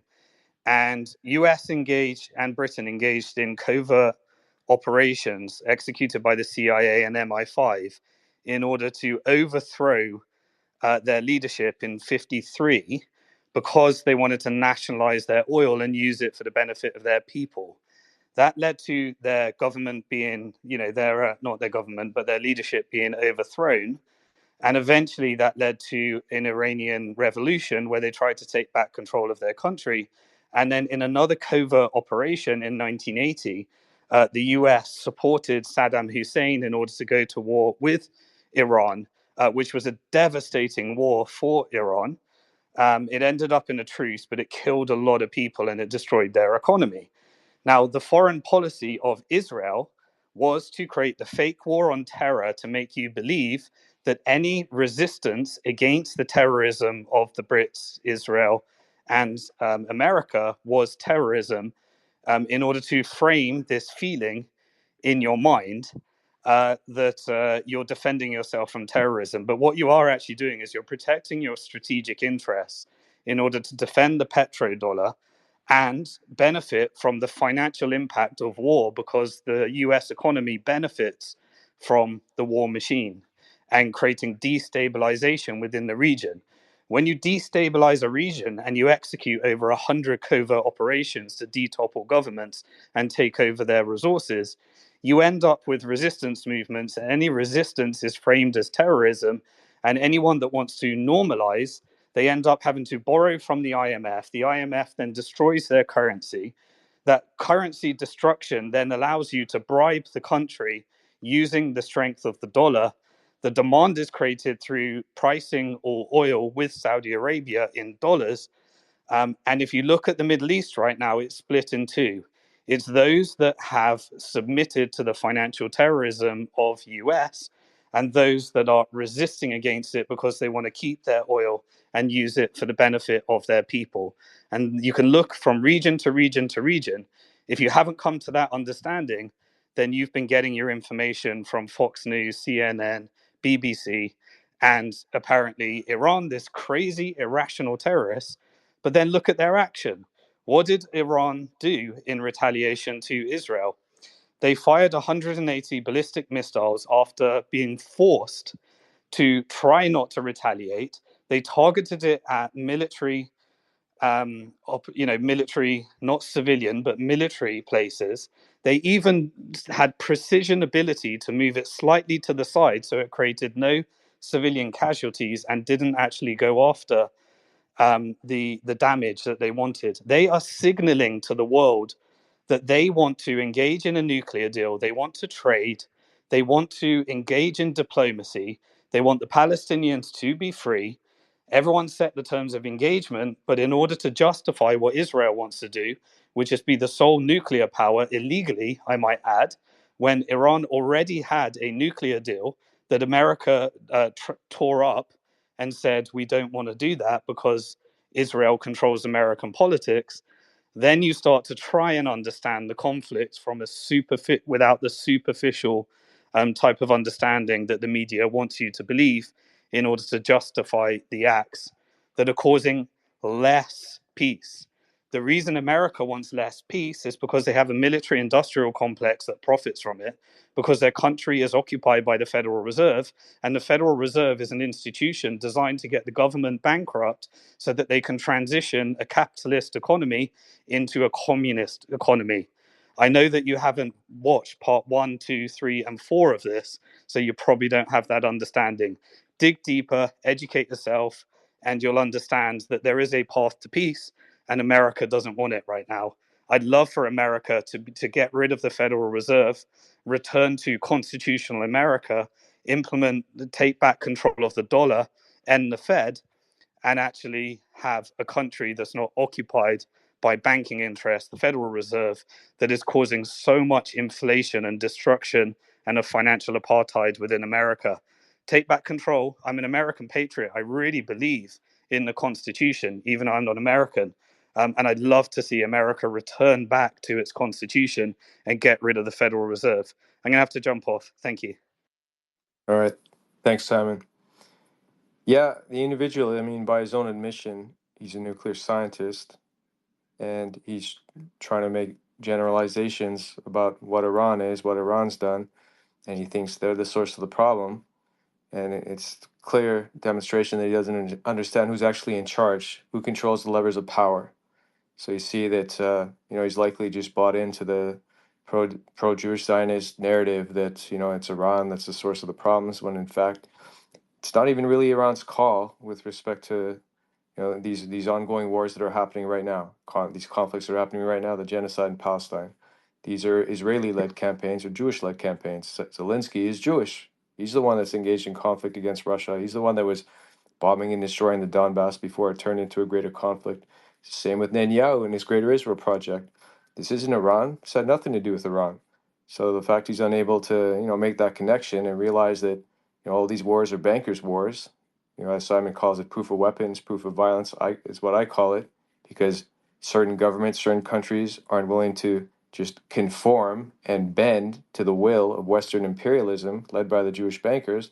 Well, that's then conflict will arise, unfortunately, and now we're seeing it arise. So for those who might have some doubt about Iran's intentions, because it delayed their response, yes, there were ongoing negotiations to impose or at the very least agree to a ceasefire in Gaza, and then even Hezbollah said that it would withdraw as well and stop firing missiles as well. Their objective was to ensure a ceasefire in Gaza, and they said this numerous times, but of course it's Israel that never wanted a ceasefire, never wants to commit to a long-term ceasefire. They were just interested in trying to get the troops back or their hostages back, but then carry on, resume destroying Gaza, and now they're destroying Lebanon. So you see who the warmonger is. And for Mr. Nuclear Physics there to say that we've got a nuclear bomb that can go all the way beyond what nuclear bunker busters can do, well, these are the same physicists that will tell you it was they'll push the one bullet theory on you that killed JFK, right? As far as the third fatal shot, they'll of course deny there were multiple shooters. It was one bullet that was able to not only just take out the president, but also the passenger behind him as well. His name I don't recall off the top of my head. So yes, theoretical physics can basically prove. I mean, if you remember from the movie JFK, that you can hang an elephant off of a tower with just a rope, and they'll prove it with their formulas. And perhaps in theory, he thinks that they could reach all the way down, but they don't know how low. That's the problem. So they wouldn't even be able to theoretically derive what type of bomb they would need, because they don't know exactly where these nuclear research facilities are or the oil facilities are. Because once again, they don't have access to that information with their best spy satellites and radar systems that are currently in place. By their own admission, they only know what's been disclosed by Iran itself through the NPT and IAEA, and nobody disputes that. I can tell you right now, though, Iran's prepared for that, and they've also upped their air defense systems. And again, Iran also has its own cybersecurity industry as well, and they're also spying. They also know what a lot of what Israel's know, and they've also been able to breach Israel's cybersecurity systems. It just doesn't get reported. So that's why, I mean, we'll see how things unfold. There's information asymmetry at this time, but sounds like an attack may be imminent because Israel's feelings have been hurt because they were successfully struck multiple times. Just is time. I think you had your hand up early. Did you want to speak? What? Yeah, there you go. Yeah, thank you guys. I think what he was what he was getting at was more along the lines of what type of weaponry we actually do have available. And the person, we look at the world as whoever controls the money controls the world, but theoretically, whoever controls the frequency controls the world. And we have all across the world, we have frequency, things like HARP that are literally frequency weapons. They can do lots of things, and they can go as deep as it needs to go. So it's not necessarily a bomb as we know it. It's like the combustion engine. These are old technologies that we don't use these weapons publicly and openly because there's so much money involved in our weapons. Our biggest industry is weapons manufacturing and exportation in the United States. So there's certainly a capital reason for how we go about war. But with those things said, we have a value system. And I don't believe that another fully fiat currency, a Bitcoin, or decentralizing is going to be possible. They're not going to allow it. I think that we need to look at another way of going about it. And we're not going to challenge the system. I mean, there's not going to have a revolution, but information is certainly a lot more accessible to people nowadays than it's ever been.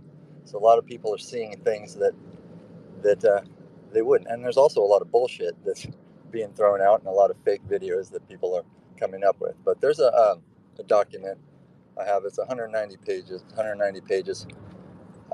I'll send you a direct link to it. You can look at it. But it goes back just prior to the Federal Reserve and where Nikola Tesla was with wireless power transmission. Well, there's towers today where they're using this. I mean, and it actually sums up Wi-Fi, 5G, and everything else that we use.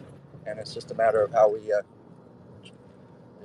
energy is received. It's a transmitter and then a receiver. And when you receive it, you can make it into usable power. You can charge phones wirelessly now. That is a technology that's been around for 123 years, and they're getting pretty good at using it. So we don't actually know how far financial Mongols have been using technology that predates the Federal Reserve when Tesla passed away and they took a lot of his inventions. So, but this stuff is real. It's been around. It's well recorded in history, and there's a lot of documentation to prove it.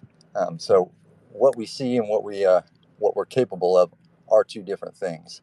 Okay, And so let me ask you this, frequency Justice Time. both You of it. you don't think it's possible that the world, there are many citizens who are aware, could buy Bitcoin the way they have been, say dollar cost averaging, buying a little bit every month, or like what El Salvador has been doing, given that for many years now, various countries, if you could mute your mic for 1 second, I'll come right back to you. I'll pass you the mic right back. Just mute for a sec, so you got all the background noise.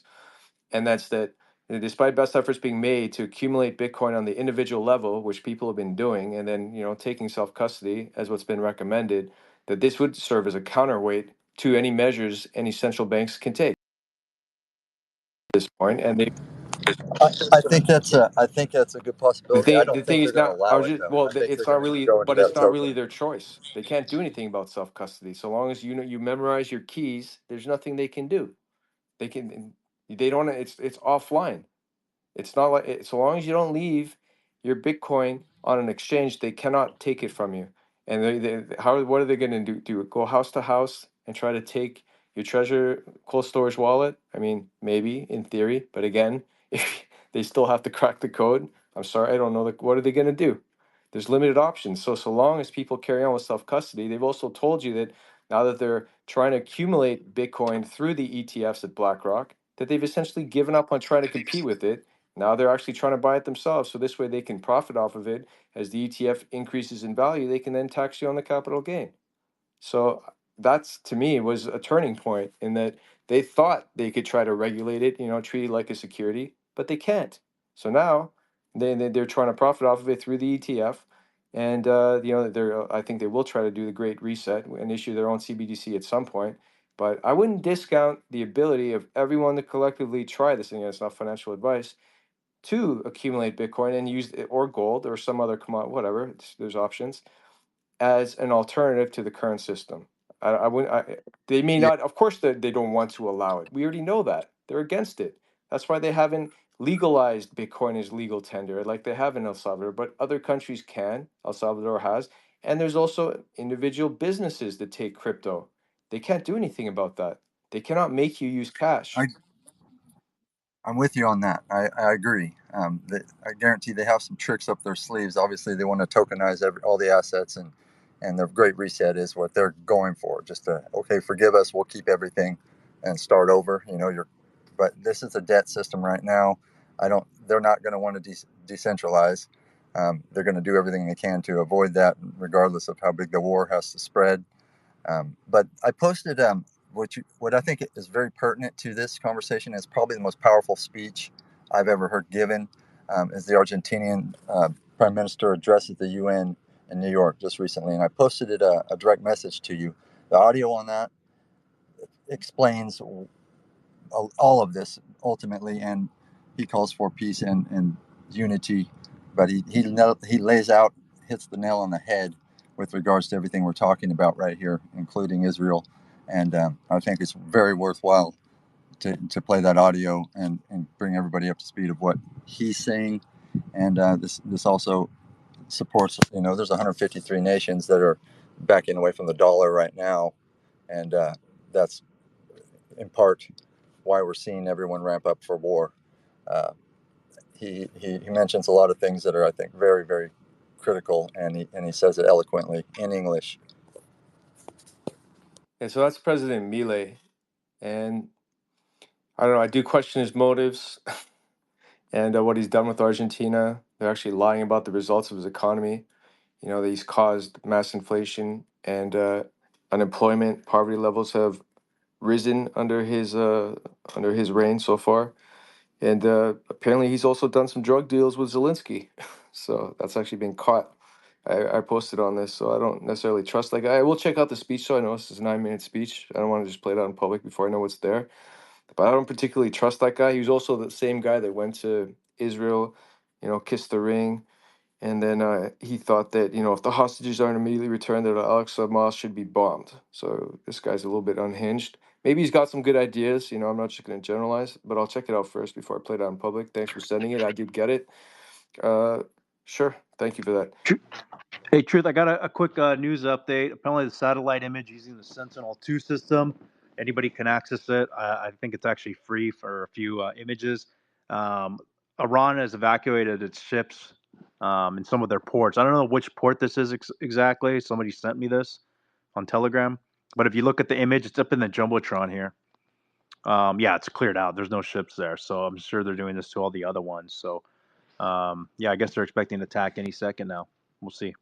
So it's likely they caught something off a spy satellite. Russia's giving Iran access, or it's providing information, 24/7 on its spy satellites. So yeah, they might have caught something, or they might be expecting an attack on the port. So that makes sense. I mean, let's not forget that's what Ukraine did as well, as they did bomb, a port as well, which had a lot of Russia's infantry as well, a lot of its battleships that were parked. They claim they knocked out like half of its navy, but that's BS. I mean, they don't really know what Russia has, but you don't want to leave your ships out in the open like that. Which also raises the question about how safe are the American battleships and aircraft carriers, because we know that Ansar Allah has struck over 130 of them. They just don't get reported on, including an aircraft carrier. I think it was the Eisenhower one. Don't quote me on the name. And Probably there's an earthquake in Tehran right now too. If anybody wants to Google there's it an down and earthquake listening, too. in Jesus. Tehran, yeah, I'm gonna look into it. Sure. Yeah. Wow. Well, the timing, incredible. Yeah, looks like there's a lot happening in real time right now as we speak.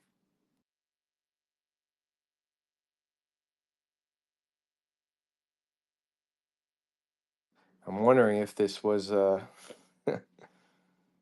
mean, there's questions about whether they can control the weather or they can cause earthquakes. This is just a coincidence and the timing of it. I don't know.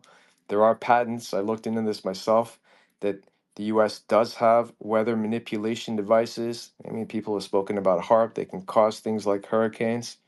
And of course, that would also align with their whole climate change narrative to, want to, push, impose carbon taxes because, again, they want to lie to people and say that it's because of the man-made emissions that these, that we're getting more hurricanes now, when meanwhile they're just causing them themselves. And there are, of course, the annual hurricanes in, the Caribbean, around Central America, that happen usually around now. Actually, there was just one that passed actually on in eastern Mexico, around, like, I guess it would have been Cancun, Playa, and even around Cuba. So Did you see that tweet? Marjorie Yeah, Taylor Greene last they night certainly tweeted, can steer the "They weather, control the and you're weather," right about it. and then yeah, There's you I replied think to it, and over then what's her face, Sarah Silverman, the 53 comedian, different sites randomly now requoted it and popping up, said, even some Lou, offshore. one sec. Justice, can you hear Lou?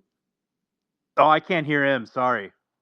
No, I can't. Justice, I'm sorry. I'll Sorry, cycle you. I'll I'll look cycle that you up. right now. I'll bring you back. Sorry. Hold on. We'll bring him back. Lou, go ahead with your update.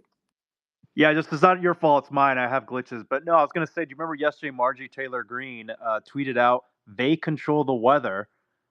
She didn't name any names or anything. And then Sarah Silverman, the comedian, requoted and said, "Hi, you're an anti-Semitic pig." I It's saw like, well, that. she didn't say who they are. She didn't mention Jews at all. So she took it personally for some reason. Yeah, she's the same person who made the joke, and I have the video of it too. That if the Jews didn't kill Christ, then she would have done it. She's very well, not just graphic, but classless individual. So it's not surprising. She's And that type supposedly of comedy is rewarded in Hollywood for obvious reasons. I think you get an extra bonus point for every anti-Christian joke you tell or anti-Christian script you put into a movie or a television show. I mean, that's just the way it is. Yeah, I mean, she was not sanctioned. She was not warned. There was no consequence when she made a graphic statement like that, even inciting violence. Nothing, because you see the double standard, right? So Yeah, no ADL, no media matters, no comedy matters. I just made that last one up. Nothing. No, no sanctions, nothing. So yeah, then it makes you wonder about this whole weather incident or this earthquake, whether it's been caused by perhaps an external force. We don't know. Well, I guess never know definitively. It's like the American government's going to admit it, or any other government that might have been involved. So, right, we'll go to a couple hands. Go to Anti-Semite, then Wide Awake. I'll keep it going for another half hour or so because Simon's tied up. I will reschedule something after. Go ahead, Anti-Semite. Hey, what's up, Mr. Truth Teller? Telling the truth as usual. So, one thing that I've been paying attention to that a lot of people are not talking about is if you look at the pattern of every time that Israel has gone on a massive bombing a campaign like they always do it right at the moment of elections. Because what they're doing, these are the biggest manipulators of your guys' election system. Talking about Russian interference is nonsense. These dudes know that when they put this, they throw this obstacle into the court, and they bombing relentlessly. All they are waiting for is one of the two parties to comment against it, and they know nobody's going to comment against it because it's got repercussions with the election coming up in a few weeks. Nobody's going to say anything negative about it. So Israel has them at hostage, knowing the timing when to bring these wars onto the table, knowing that nothing will be done. Bomb, bomb, bomb, bomb. After the elections, then they're going to open up to a different conversation and a different discussion. And it's like the pattern. So when they talk about manipulating this country's elections, these guys are the biggest manipulators, and everyone else that they accuse is just people who are doing their own fucking business. It's so sickening to listen to Lindsey Graham literally telling people on public television that why the hell are we going to go and spend money on the hurricane victims right now when our friends in Israel are being bombed and they are going through a second Holocaust? I mean, really? What kind of idiot?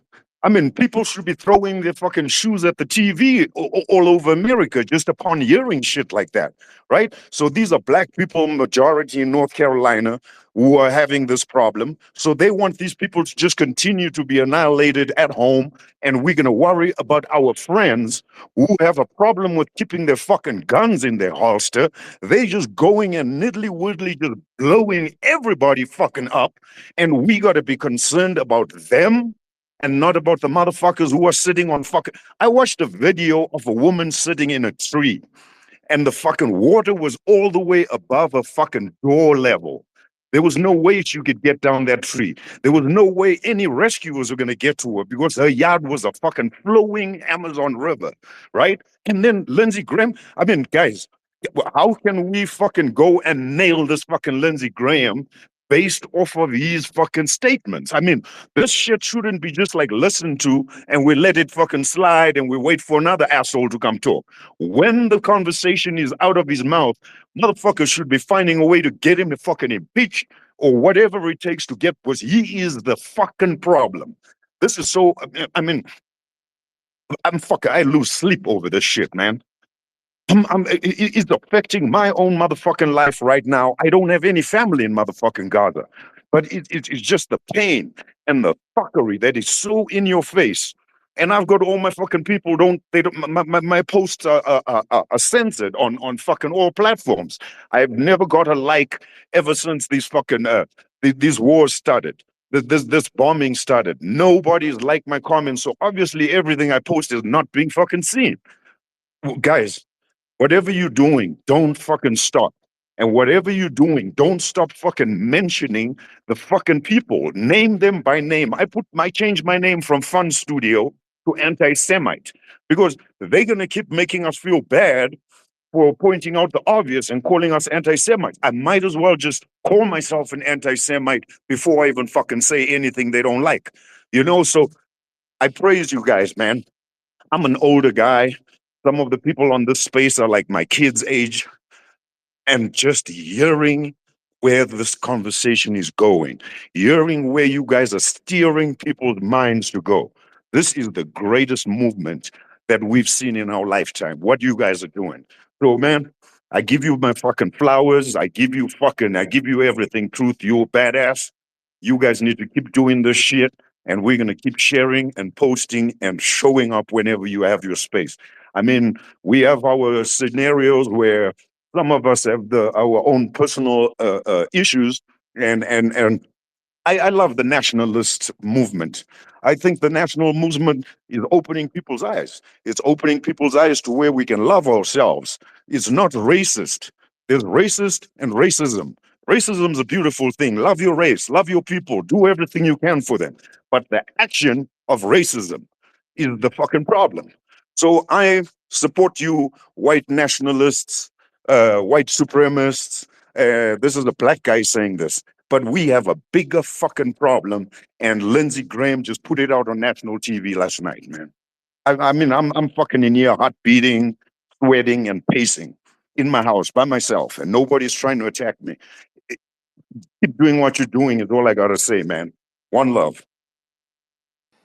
Thanks, right. Semite. Just a quick news update here. The Iran Observer Twitter account just said that Iran is closing its airspace in the west of the country from today until October 9th. So that's a whole 4 days of no flying over western Iran. So I guess they're expecting something.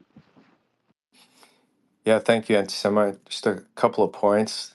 This isn't like some white nationalist, white supremacist movement. This is more just a liberation movement, so to speak, to take back control of government from, these banksters that are dictating policy, that are causing all these wars, they're funding and arming rogue nations, on behalf of, well, really their own interests, because they don't care about, what happens to ordinary Americans, or same can be said for other Western countries as well, in Canada and Europe. They're all beholden to the lobbying groups and their special interests, and most of them are mainly Jewish. So it's a huge problem. That's what needs to be addressed here. I mean, otherwise, last I checked, I don't have any type of white supremacist card that gets me any privileges. Still got to pay taxes and abide by the laws of the land. And again, there's that old saying, to know who rules over you, figure out who you're not allowed to criticize. And last I checked, there's anti-Semitism laws, there's anti-BDS laws in 38 states, and in 19 countries, you can't deny the Holocaust, or some say even question the narrative. Though, there's some ambiguity there, but, you can obviously talk about World War II, but you can't question the Holocaust narrative. They're very strict on that. So that's who rules over you, because they impose the laws, because they control the monetary policy. You, Gnostic, I know you've been up a while. You had your hand up a while. Did you want to speak? Yes, sir. I appreciate that, Truth. And I just wanted to add some things kind of about everything y'all have been talking about. And, the tentacles of the Zionist control, are everywhere, and they're palpable. And something that I've researched and come to understand is we're living under this, the three city-state system that they've established over the past 150 years or whatever, the Vatican, Bank of London, and Washington, D.C. And those are the three levers of control for the Zionists and the Khazarian mafia, who control Israel to basically control the rest of the world. They have the strongest military through the incorporation of the United States, through the District of Columbia. They have control over the major Christian religious center of the Vatican, its own state or country it is.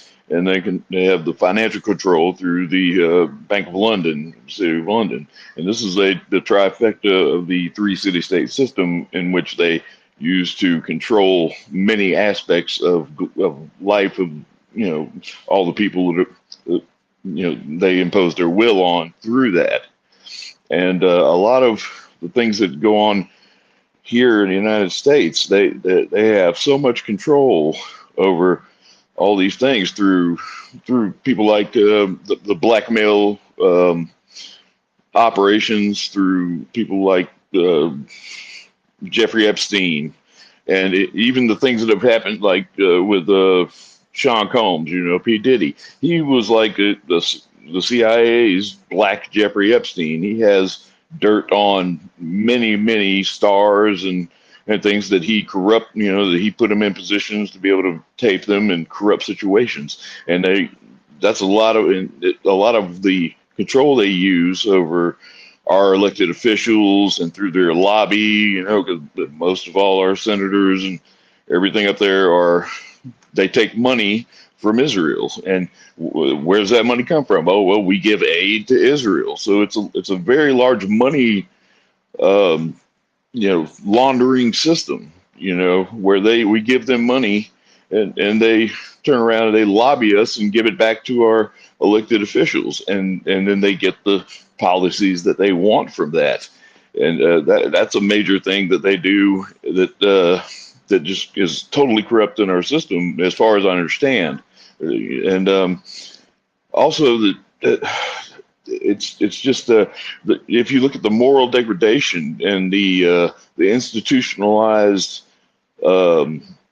mental illness, which is what I like to call the way that they've been attacking our youth in the United States and normalizing this transgender movement on our children, and the all of the drugs that they're putting into them, the sterilization drugs, and it's really the tentacles of the Zionists are so deeply ingrained in a lot of our institutions here in the United States.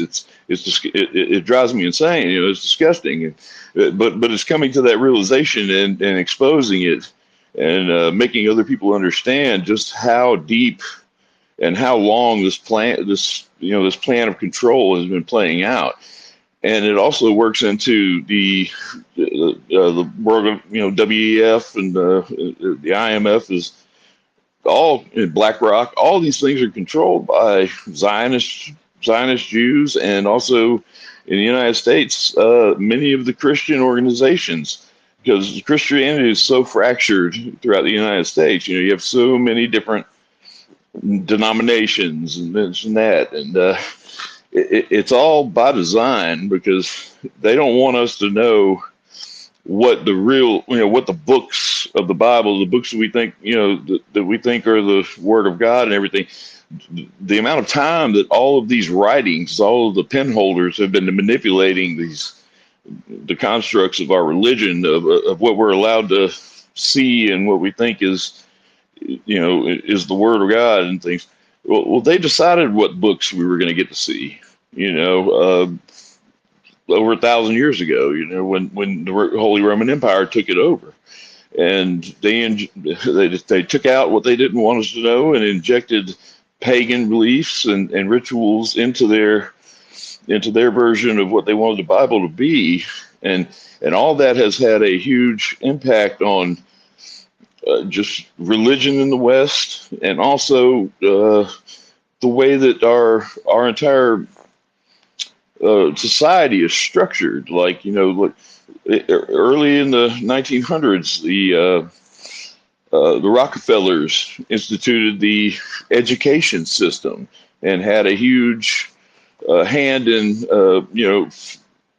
formulating and creating the construct of the American education system, which has failed me many times because it was made to make factory workers and make good obedient cattle. They call us the goyim.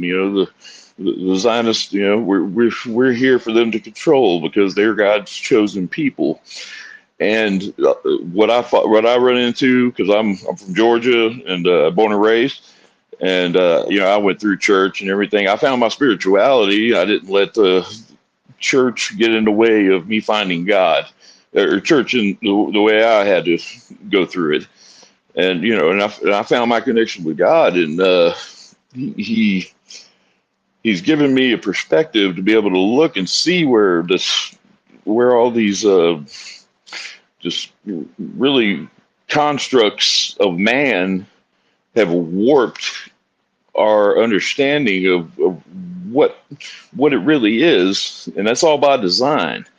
And just like America really is a slave nation in a big way. We're financially enslaved so that they can use our work, which is our product, and tax us and create revenue to use that American dollar to control the rest of the world. And that's in the process of coming to an end one way or another. And because American money is just debt notes, it's not backed by anything real.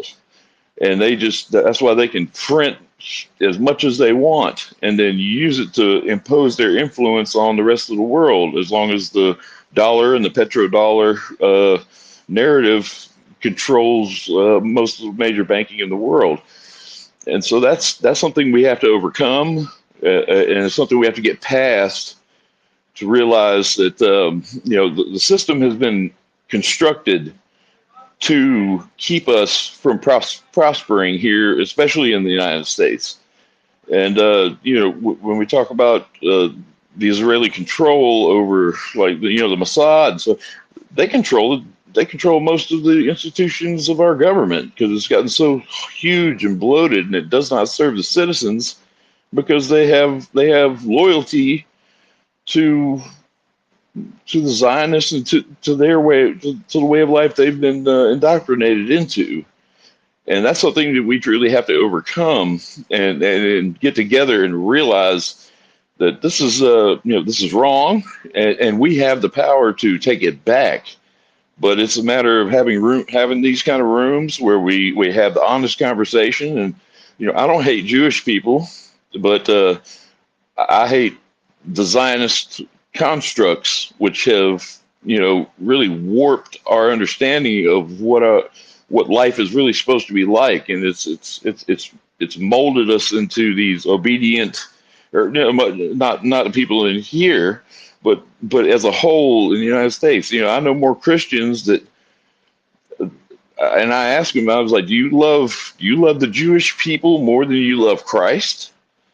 And they don't know how to answer that in a way, because they're so ingrained in this. Oh, well, the Jews are God's chosen people. Well, God chose the Jews, Moses' people, because he chose the most corrupt race of people on the earth, because he wanted to give them grace and show that he could change them. So he chose the most corrupt people. That's why Moses had to go take his people and wander for 40 years in the desert, because the whole God wanted a whole generation of them to die off before they came to the promised land, because he knew they're inherently evil. And and this is biblical or whatever, which I don't get real biblical, but that's what I've come to understand. Is God understands that the Zionists and those that they've taken that chosen people narrative, and they've really overblown it, and they've imposed it on our lives through the constructs of our country and our government, and they've controlled it all. And it's a very convoluted thing to talk about, but I'm glad that we have spaces like this, Truth, and things so we can start sparsing out all of these things and really wrap our heads around it and get multiple opinions to understand what's really going on and how deep the lies and how deep the control really goes. And that's just it's so important, and I don't like to expound too much, because I don't know what everybody's beliefs are on it, but I just want to put the ideas out there into the collective consciousness, because that's the way we overcome this, is by raising awareness and raising that collective consciousness and the vibrations of all the people who see that something's not right here and we're suffering because of it. And where is ground zero who is really benefiting from our discontent and from our lack of understanding of this world and of the constructs that have been built to control us. And I will land right there. And I appreciate you letting me speak. Yeah, thanks for that, Stick. That was it's a lot to unpack there. Well, yeah, I mean, the main objective behind these spaces is to, open up the dialogue and discuss hard ideas, and also try to identify the sources of the problems, the source of, the current misery that's taking place in various countries, like the battlefields I mentioned in Palestine, Lebanon, now Ukraine, and also the suffering going on within America as well. In North Carolina right now as we speak, possibly South Carolina as well. And if you guys recall, even before 10/7, there were the fires in Hawaii. Now, there's all this money in the US, unlimited access to cash. Well, did the residents of Hawaii benefit at all from that? People forget. They have short-term memories. 10/7 made everyone forget. No, instead you had celebrities like The Rock and Oprah doing a fundraiser to protect or to, deal with the victims, help the victims of Hawaii through no fault of their own, had to suffer some of the worst forest fires. Who knows what actually caused it? Some say it was to cause a land grab to give good deals to the wealthy because they ended up purchasing a bunch more land in Hawaii for pennies on the dollar because they have the cash kicking around. And meanwhile, money still went to Israel, money still went to Ukraine. So you see the double standard time and time again in Hawaii, in North Carolina. It's right in your face. So then it has to beg the question, who's really in charge? And who do they seek to benefit? Because if the Federal Reserve was actually operating in the interest of the American people, I would be the first to applaud them, but they don't, right? They operate on the basis of proof of violence, proof of work. They seek to destroy other countries to take this counterfeiting operation and then exchange this fake fiat money with real resources such as gold, silver, platinum, uranium, you name it, some of which they'll resell, some of which they'll just keep, speculate on, and also oil and natural gas as well, because they want to control the flow of natural resources that countries are dependent on, the countries that aren't energy self-sufficient, like many of the countries within NATO, such as Germany, that unfortunately are also under occupation. They shut down 17 of the nuclear power plants. Why would they do that?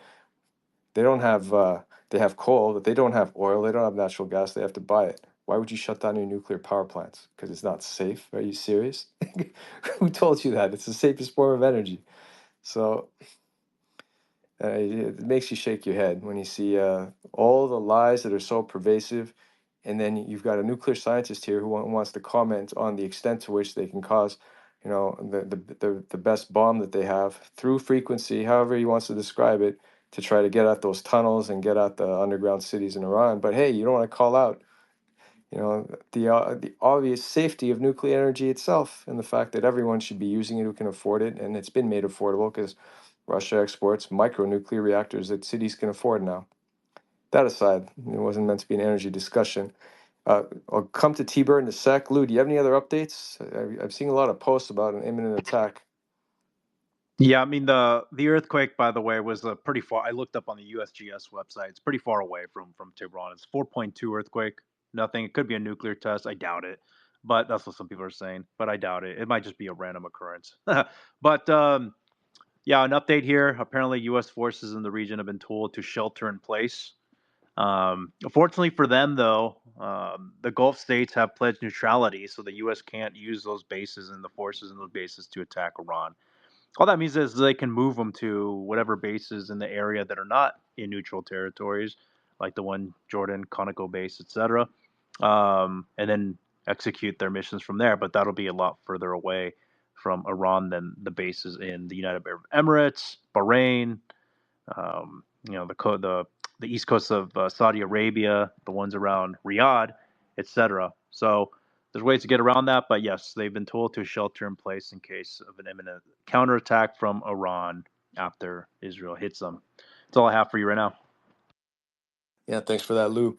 Yeah, it was an interesting move, strategy by Iran to normalize relations with the Gulf states. It's an ongoing process. Simon mentioned it as part of the China peace plan. It's a clever move.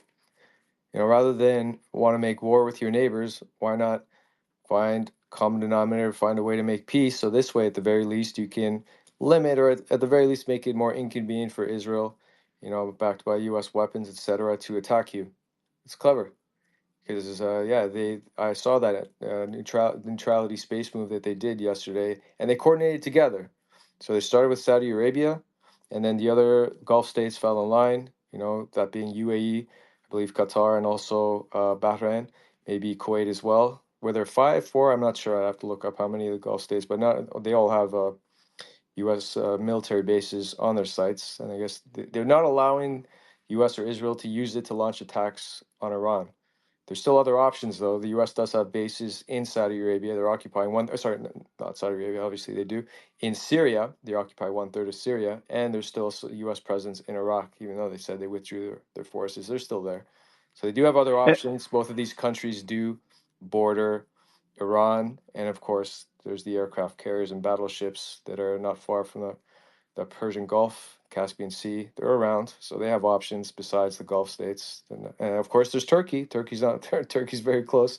Turkey's a NATO ally, so and you can't discount Jordan and Egypt as well, right? So I think Jordan and Egypt maintained neutrality as well. They didn't want to. Egypt didn't want to get involved. Jordan did, though. Jordan actually did help defend Israel against Iran's attack. They allowed for their airspace, or they said they would block any missiles coming from Iran, and then going through Jordan and on to Israel. Were you going to say something, Lou? Yeah, I was gonna say I'm glad you mentioned Turkey because a lot of people are giving Erdogan flack for rightful reasons. A lot of people who don't realize a lot of the Kurdish oil, which is in Syria, flows up through Turkey, out west down the Mediterranean into Israel. That also includes the oil that's coming through Azerbaijan, the Baku port, capital of Azerbaijan, to Turkey, down to Israel. So Turkey and Erdogan, the prime minister there, have not shut that oil off. Most people think, and I agree that if Turkey really cared and they were in alignment with their rhetoric of Israel being a terrorist state, that they would shut off the oil. Yes, that's true, but Turkey heavily depends on that revenue as well. However, what people don't realize is that Turkey is making incursions into the Kurdish region. The Kurds are essentially another proxy force for Israel. The head of the Kurdish Liberation Army or Kurdish Liberation Forces is Masoud Barzani. And get this, the first ever female rabbi, her last name was also Barzani. And there's a whole what is it called? It's called, if you Google it, it's called like the Jewish Barzani um, Arabic dialect, or it might be Hebrew. I forget, but it's the Jewish Barzani dialect of some language there. Masoud Barzani, again, the head of the Kurdish Liberation Movement, he's actually in U.S. federal court right now. He's being sued by the Kurdish Victims Fund because they are alleging that Barzani, again, the head of the Kurds, helped ISIS traffic Yazidi women for ISIS. You hear all this rhetoric about how Hamas is ISIS, all this crap from the pro-Zionist accounts, but they don't say who ISIS is. And if they're working for Barzani and helping traffic the Yazidi women for sexual assault and sales and whatnot, then obviously working for Israel. So there's that. But the point I was trying to make is that Turkey is making some moves, northern Syria, northern Iraq, and eastern Turkey. A lot of the Kurdish people live in eastern Turkey, within Turkey's sovereign territory. So when he says that Israel's terror campaign won't stop in Gaza and the West Bank and South Lebanon, and that it'll come all the way up here, he's definitely right. If you look at the Hebrew Bible, the map of the Hebrew land, it goes all the way to Turkey. Many people don't realize that the Ashkenaz region is the historic Ashkenaz region, as in Ashkenazi Jews, is in Turkey. So he has every right to think that they're going to come for him next. Additionally, Theodor Herzl, essentially the godfather of Zionism, their Zionist ideology, he's like the Karl Marx of communism, who was also a Jew, by the way. Theodor Herzl said in Volume 2, page 711 of his diaries, that the Jewish state stretches from the Brook of Egypt all the way to the Euphrates. And where's the Euphrates? It's in Iraq. So he's postulating that the Jewish state should take over 2/3 of Iraq. And what did we do in Iraq 20 years ago? We overthrew Saddam Hussein, who ruled Iraq. Who created that plan?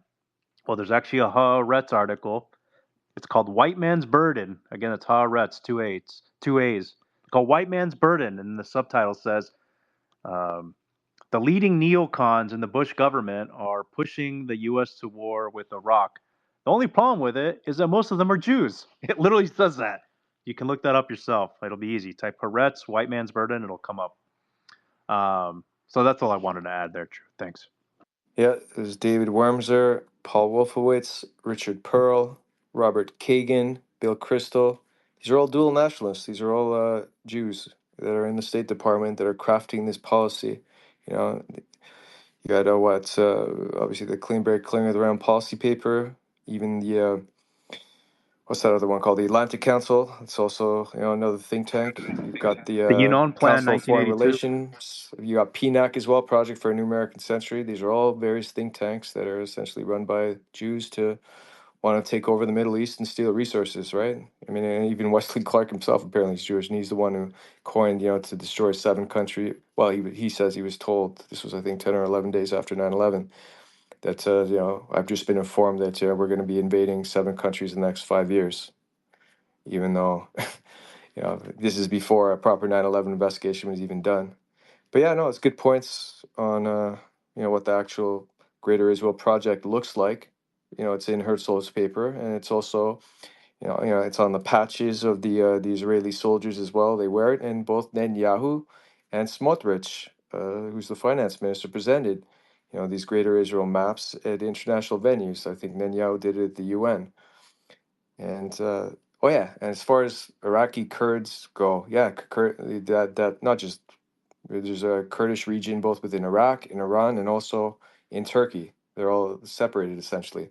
It's Ben Gvir himself is actually of Iraqi Kurd origin. He's a staunch, Orthodox Jew. He's also a big fan of the Kahan movement. He was influenced by that, and he was also a fan of Baruch Goldstein, the terrorist who who killed 29 Palestinian Muslims in a mosque. So you see, these guys they worship terrorism, and it's not a coincidence. It's Kurdish link. So, and yeah, as it so happens, yeah, when Iraq got invaded, I did see the post. Israel was getting a very good deal on Kurdish oil in the eastern Iraqi fields. They were stealing it and essentially giving it to Israel for very good pricing. And then it's Turkey as well that transports oil from Azerbaijan, another sellout state. They're a Shiite state actually, and then they transport it to Israel. So now I think Erdogan claims that he's frozen trade ties with Israel, but it's actually not true. The ship's been caught actually. All he did was divert his path, so this way he wouldn't get caught by the satellites. And they're using different ships and they're unmarking it, but you can still trace the route. Turkey's still trading with Israel, so he speaks out of both sides of his mouth. And good point on the Ashkenaz as well, right? They do originate from Turkic tribes, and that's actually the source of Azerbaijan, origin of Turkic tribes once again. All right, we'll go to T-Bird. Are you there? I am. Great space, wonderful Thank you. speakers. I love it. You guys always teach me so much. So I was vaccinated by the bioweapon 3.5 years ago. I worked so much, the rat race, single mom, and I didn't know anything about politics. And now the silver lining is that I've been able to really, I never knew what Twitter was or anything. And I've been on it for a year now. And I want to let you guys know I come into your space, Truth, because you have the best speakers. I love learning about money.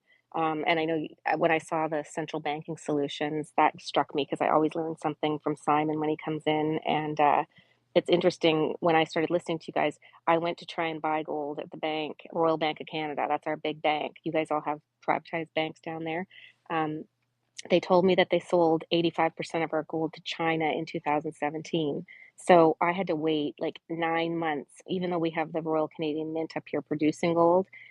They're just selling it off to China right, left, and center. Now we have basically nothing left to buy. So now it would take me a year to get even like half a gram of gold. But people don't know that. So I just thought I'd share that. I'm trying to share, silver prices are going through the roof, blah, blah, blah. But back to the Jewish thing I watched. See, this is what I love about this X. What struck me most is when I don't know where Joe Biden went MIA. Well, he was MIA the whole time, but when Netanyahu showed up and he had more security around the White House, and he spoke, and Elon Musk was there, and all these powerful people were there, and they were giving him standing ovations. And he spoke really well. He speaks really well. He's powerful. He's charismatic. He's powerful. That's when it struck me that he's running the United States of America. That was just, I'm not saying that obviously on receipt. It was the first time I was like, well, where's Kamala? Where's Biden? Where's anyone? And that's when I was like, oh my God. And I have a lot of Jewish friends, but I also have Muslim friends. I'm Catholic. Um, it's just very interesting to me, you guys, talking about that. Number two, I'll just make 4 points. I'll try to be really quick and not elaborate, but um, that struck me really hard. I've been doing a lot of research when I saw what happened in North Carolina. Of course, I know that's not a normal pathway. So when I do believe the lithium, it's worth $250 billion right there on that plateau. I looked that up. And with the mudslides, because I'm a nurse, I'm worried about the health of these people and why there aren't people there testing the water that's flowing. Because when you look up lithium, it is toxic. It's airborne. And it's also poisonous. If it's in the water, it can poison you. It'll attack your lungs, your kidneys, all your organs. So anyone who's there rescuing these people need to be very wary. And I'm trying to warn, that's why I'm in your space right now. I want to warn people that the people that are going in there, they really need to take healthcare to their own, it's really serious. Lithium's very, very dangerous. And it isn't a surprise that it's a mudslide and all those huge sinkholes that go deep into the earth. That lithium could be airborne, and no one's there testing it that I know of. Then I looked up, because I'm very proactive, because I'm a nurse. I started thinking, where else is the lithium? Well, they mine the lithium in Pennsylvania, which is interesting. That's the place they mine it the most in the States. But Oregon, Nevada border, that is where the most lithium is. So I wouldn't be surprised if you guys don't keep your eyes and ears open that something happens around there then, because it's such a huge business. That's the other thing. And what else did I want to say? I was trying to remember. I had a few points. I hope I'm adding something valuable. Oh, yes, the Madrid fault line. That was set when I started Googling. I said, what's going to be the next? I don't know how I found it. I just do these rabbit holes. And I started posting on that too. So the Madrid fault line, when that goes, there's a movie that came out that's interesting, but I found it and it goes up all the way through Missouri to Chicago, Illinois, and it's set to do something terrible. So I am trying right now, I'll just leave this for you guys to look into. I'm trying to find out what's there. What's along that fault line that they're going to create this earthquake? Because it's interesting, you guys were talking about this earthquake suddenly. I think this might be something you guys need to really watch, and everyone in those states along that fault line in the near future before this election have to be really cautious. And that's all I had to say. Thank you for letting me speak. No, those are some great points, and yeah, you did add a lot of value to that conversation. It didn't occur to me how toxic lithium is. Like, you've seen these lithium batteries, catch fire, maybe from an accident. I've seen the Tesla cars. It takes a ridiculous amount of water, or to be able to put that fire out. These are not normal flammable metals, right? They have very high, I guess. I'm trying to figure out the chemical terminology here. But anyways, let's just say it takes a ton of resources to be able to put it out. It's not just I don't think they're necessarily safe to be on the roads. And it also makes you wonder, like, all of our batteries are contain lithium and cobalt as well. And so you really should avoid keeping a phone next to your ear for extended period of times. I also have mine on speaker, and even with the Bluetooth as well, because they're a source of radioactivity, and you just don't know how safe these lithium batteries are. And with the pager bomber state being able to ignite phones, some say it was because they added TNT to it, but you just don't know for sure, man. It's just be careful with your phones, your laptops. I mean, we have lithium and cobalt all around us, and there's massive lithium deposits in Argentina, of all places, and also various countries in Africa, which will then make you figure out very quickly why the central bankers love being in these countries, because of the massive lucrative mining contracts they can get awarded with these rogue regimes. One example is obviously in the DRC, which you've had Dan Gertler in there. He was mainly in there for the diamonds, but he's the companies he's been associated with, it also chase after the cobalt and lithium as well, to sell to guys like Elon Musk. So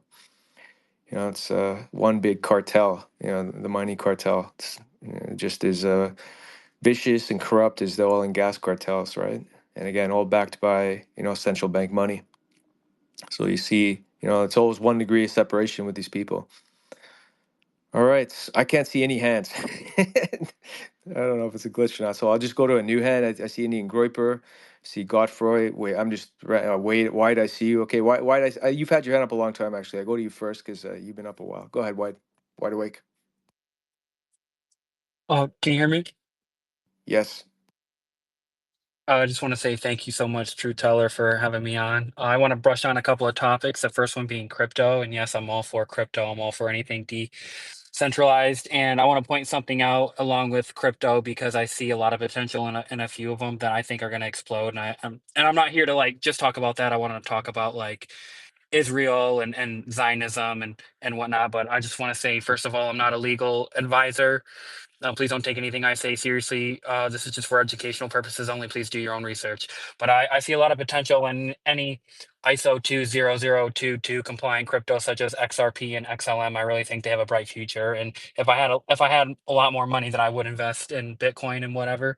So I just keep all mine in a private ledger. Um, the only thing I want to discuss is one of the other things I want to discuss is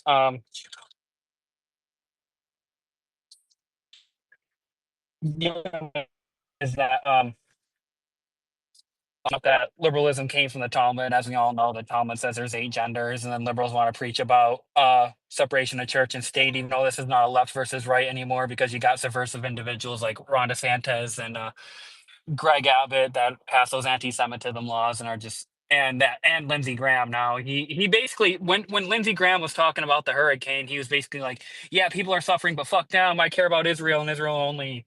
And I just think it's really funny. And I'm really glad that people are awakening because it's really not a left versus right issue anymore, even though liberalism did come from the Talmud. It's just and another thing about Zionists is I don't know if many people know this, but Zionists worship gematria. So like all the major events in the world and stuff. And I think it even trickles down to sports to a degree.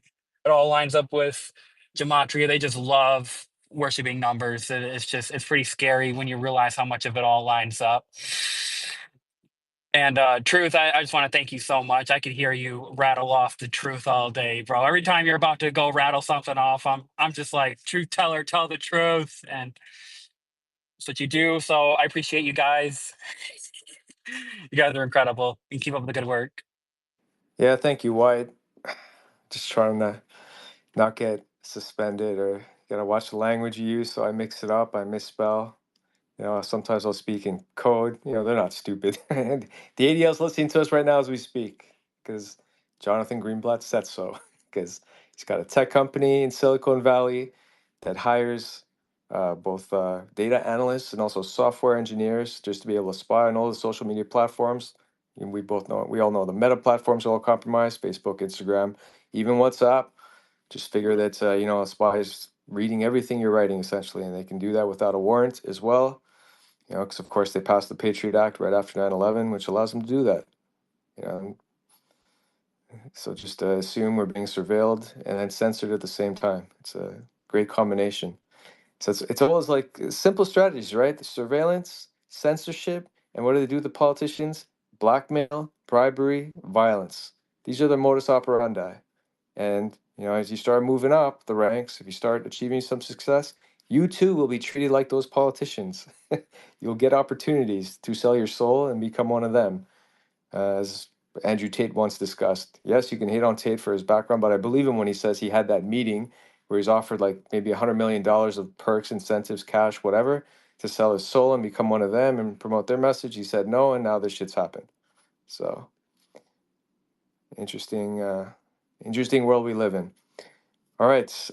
Again, I'm going to apologize. I don't know the order of the hands, so I'm just going to randomly pick a hand. I'll pick someone that hasn't spoken. We'll go to Indian Groiper, and then Chris, and then Wave. Go ahead, Indian. Yo, Truth, how you, bro? I'm all right. It's been long talking to you. I commend you for always speaking on these spaces and fighting the Jews. I mean, I've been a lot blackpilled lately with the things that are going on in the world. Um, I don't know if I should cash out on the stocks and crypto I have. I mean, it's looking like something big is going to happen, But regardless of Indian, who wins Indian, the the election. Indian, the problem might be is that sitting in cash might be a problem if the dollar crashes. So cash might not be safe anymore. Might be, again, it's not financial advice. Might want to buy gold, silver, or maybe Bitcoin. Again, not financial advice. Do your own research. It's cash that might be the issue because I keep seeing all these headlines from both the BRICS site and also from different independent journalists saying the dollar is on the verge of crashing, and that's, as you know, Simon and I have been discussing for many weeks now. That is their objective, to crash the system, reset it, issue a CBDC. So, you know, move away from cash and the dollar, create this new CBDC. Well, they already have it. And then start doing tokenization of, you know, organic assets like lakes. So, I don't know. When you say stocks, yeah, I hear you. I mean, it's up to you what you do. But keep in mind, cash is supposed to be king, but that might be past tense soon. I don't know. So keep that in mind. Yeah, I was looking at the previous stock market crashes and all that kind of stuff, and I saw a very interesting development that almost all major stock market crashes, may it be the Japanese stock market crash, the 1919 Black Friday crash, all of these crashes somehow seem to happen after the in the Jewish month of Tishri, which is in October. And they have a ritual where they release all their debts and just transfer it to the Gentiles through the stock market crash, which is something I just discovered recently. And we are approaching October, so who knows what's going to happen. October surprise. We're going to find out. Well, I think we can expect an attack on Iran based on all indicators. But yeah, so again, I'll reference back the Great Depression. This was not, you know, a natural event. It was caused by the actual Federal Reserve bankers themselves. They decided in February and March to start selling off their stocks. It was a conscientious decision so that by the end of the year, the market tanked. It went down 83%. 10,000 banks went under. That was half the number of banks, if anyone's wondering what that means, you know, proportionally. So 50% of the banks went under, and millions of Americans were rendered unemployed. It led to 25% unemployment and obviously inflation as well. So the worst time financially in American history, and this was caused by the Federal Reserve. And it lasted for more than 10 years, all the way through 1930. If you guys are wondering what the stats were like, from 1929 to, well, let's just take it from 33 even to 1939. Unemployment went from 25% to 19.6%, despite their best efforts to try to get people back to work. And it took a world war, you know, and essentially a wartime economy, you know, to maximize on weapons production and invasions, etc., to be able to get the economy to eventually recover. And of course, it wasn't just, you know, it wasn't just manufacturing that went up. They just had to essentially incur more debt, i.e., borrow more through the Federal Reserve at the expense of, well, making interest payments on a rising debt. So, And this has been admitted by them too. Milton Friedman, obviously a member of the tribe, free market economics, monetary theorist, etc. Studied him a lot in college and post college when I was at the Hoover Institute for a little bit over the summer of 2008. He postulated a long time ago in the 70s that the Fed caused the Great Depression. And then in 2002, on Milton Friedman's 90th birthday, Ben Bernanke, before he was Fed chairman, admitted it in a public speech. He literally said, "You're right," referring to Friedman's book. "We did it. We're very sorry, but thanks to you, we won't do it again." So they acknowledge that they did it. Well, hopefully, That's all I wanted to add. well, hopefully, after the Great Depression in Germany, when the Nazis rose up and kicked the Jews out. Hopefully, something like that can happen in America if something like that happens again. I mean, let's hope for a silver lining at least. Well, it'll take a collective effort to overcome this problem. That's part of the purpose of the spaces. So now I have to insert the disclaimer. We're not here to incite any violence or hatred towards any particular groups. ADL, I hope you're listening.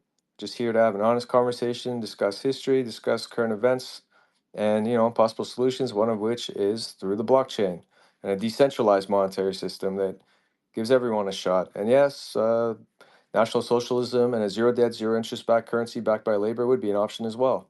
So it's worked, tried and tested in National Socialist Germany.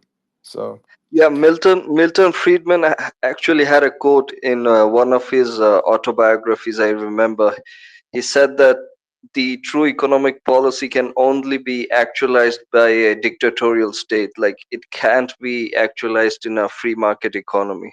So all of his theories are just bunk without a centralized state.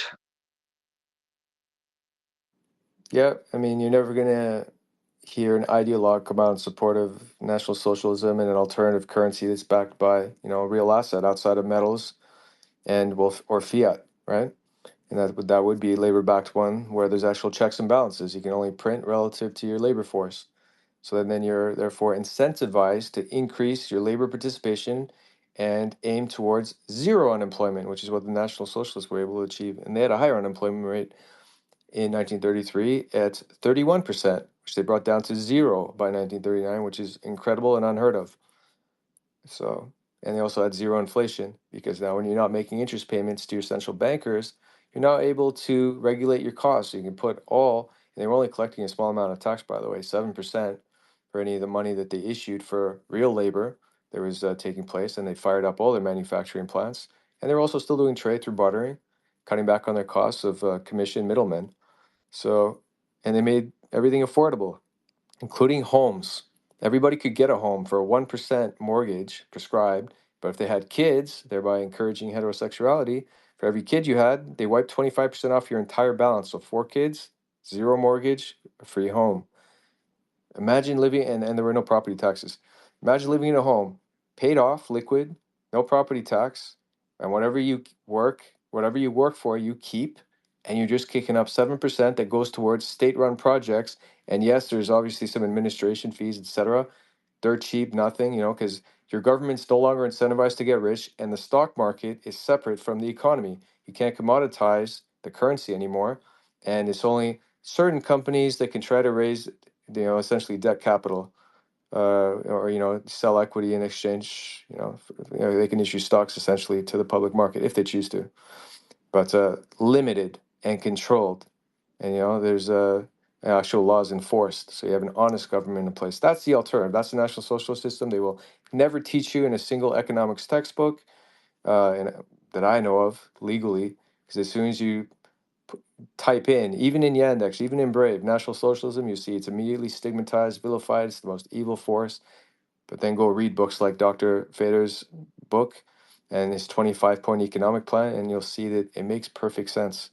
It can lead to real prosperity and give everybody a chance of success. They just don't want people to know about it. So I can go on and on about that. All right, Lou, okay, we'll go to a new hand. I think it was Chris. We'll go Wave, and then Crypto. I'm going to assume it's Crypto Anarchist. Chris, are you there? Yes, I'm here. Go for it. All right. I was wanting to know if anybody had information about the October 9th.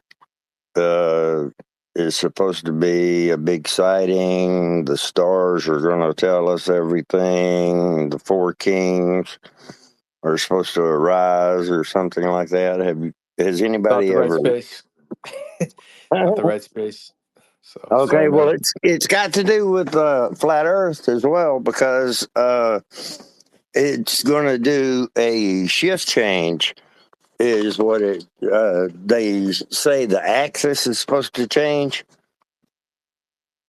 on around that date. And that's All what right. they reset the whole calendars by, is that sign in the sky. Don't know enough about it to comment on it. So, but that's not Okay, really Yeah, the point of this that's what. conversation, Chris. It's more about central banking, and we've discussed current events as well. So we'll just shelf that. yeah. I was just Okay, I don't know about the flat Earth stuff, but the Jewish rabbis have been saying that the planet has around 30 years left, according to their 6,000 year calendar. So I don't know if it's connected to that, but they have been pushing out videos about that the Earth is going to end by 2040, and we have very little time left for the Messiah to come back, and so they need to destroy that mosque that is on the Temple Al-Aqsa Mount Mosque. and replace it with the third temple, quickly bring about the tribulation. So that is something to be concerned about. okay, yeah, because it's something to do with, like I said, October 9th, and you'll see the sign in the Hey, sky. I Chris, put there's a something in YouTube there. video I'll send you. Chris, I don't know much about it, but there's a YouTube, just Google it really quick. Rapture and Fall of Babylon on October 9th, the last great day of Yeah, Tabermases, Bible prophecy providing. I've got a video that Yeah. I've watched, but I'll take that one as well. And I'm sorry to get in on central banking. I was in the other site, and I don't know if it changed it or whatever, but I'm sorry.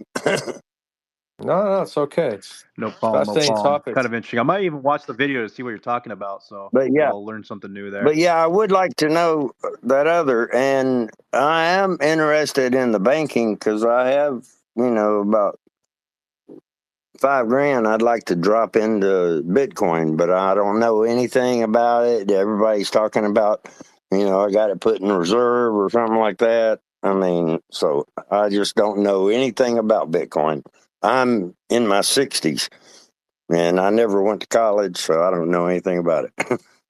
I think you should buy gold. Bitcoin is a lot of people have been saying that. I mean, you can't really use Okay, Bitcoin if there's a Indian, kinetic one war. sec, one sec, one sec. Okay, so this isn't financial advice, first of all. Chris, consult a professional, of course. Other thing you can do if you just want to learn more about Bitcoin is check out our second space that we did. There's a recording of it. And just DM me or something. I can send it to you. Simon even made a condensed version of it. And then just study it for yourself and then make a informed decision. But Indian, we can't tell him what to buy with his money. We're not Yeah, allowed yeah, to. obviously this So isn't just do financial your due advice, diligence, and not financial advice. Do your own research. you If you want should to buy something, research on it's on your own. But uh, what I'm saying is, if there's no internet, right, so you can't use the Bitcoin. If there's a kinetic war you and they just switch off all the they non-essential can't do, services, and they won't do uh, that because that'll affect them as well. So they need their internet for themselves. Plus, you're even if they shut off the internet, you don't lose your crypto so long as it's on a cold storage wallet because it can operate offline and it can still use satellites. There's another solution for that. So gold have is you unfortunately the challenge with gold is transport and storage because they can steal your gold, right? Anyway, we're not have here to you give financial advice.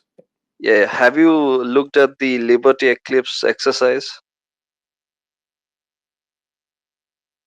I can't recall it off the top of my head, so probably not. They have white papers that they've written about what's going to happen if the entire system is shut down for 6 weeks. So we have seen the COVID pandemic happen after event 201. So I think there's a possibility because they have a lot of these plans which they can deploy at any time. So who knows? Maybe, maybe not. We'll see. All right, we'll do a couple more hands, and then I'm sorry, I do have to close the space. I've got some other obligations to tend to. I can refer another space if you guys want. We'll go to Wave, and then Crypto Anarchist, and then last night you'll be the last hand. Go ahead, Wave. Thanks, Truth. Thanks for the space. This is quite a wide-ranging discussion topic of discussion here. So, just a few things I wanted to comment on really quickly. Someone had mentioned the 8 genders in the Talmud. I mean, I don't want to get into a debate about that, but I personally don't believe those are genders. They referred more to like medical kind of conditions.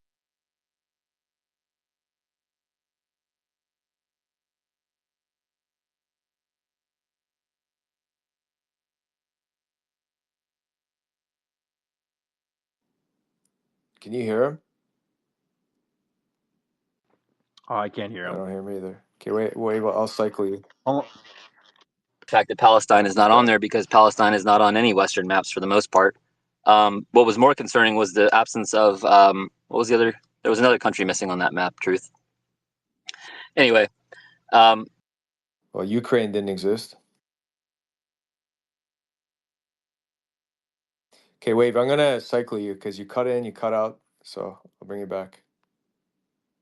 Which map is he talking about? Because the Roman earliest Roman maps have it as Syria Palestina. Yeah, I don't know. He cut in, he cut out. I didn't hear everything he had to say, so I can't comment on it. But all like right. Sorry Palestine, about that. like I have an Yeah. 1897 version of the Bible, and it does exist. Like there was a Palestine map, and again, we don't need to relitigate Palestine's existence. It's been proven by many historians. Shakespeare referred to it. It's in the Bible, etc. Yeah, I'm Wave, with you. I agree. you cut in, you I cut agree out. with So you.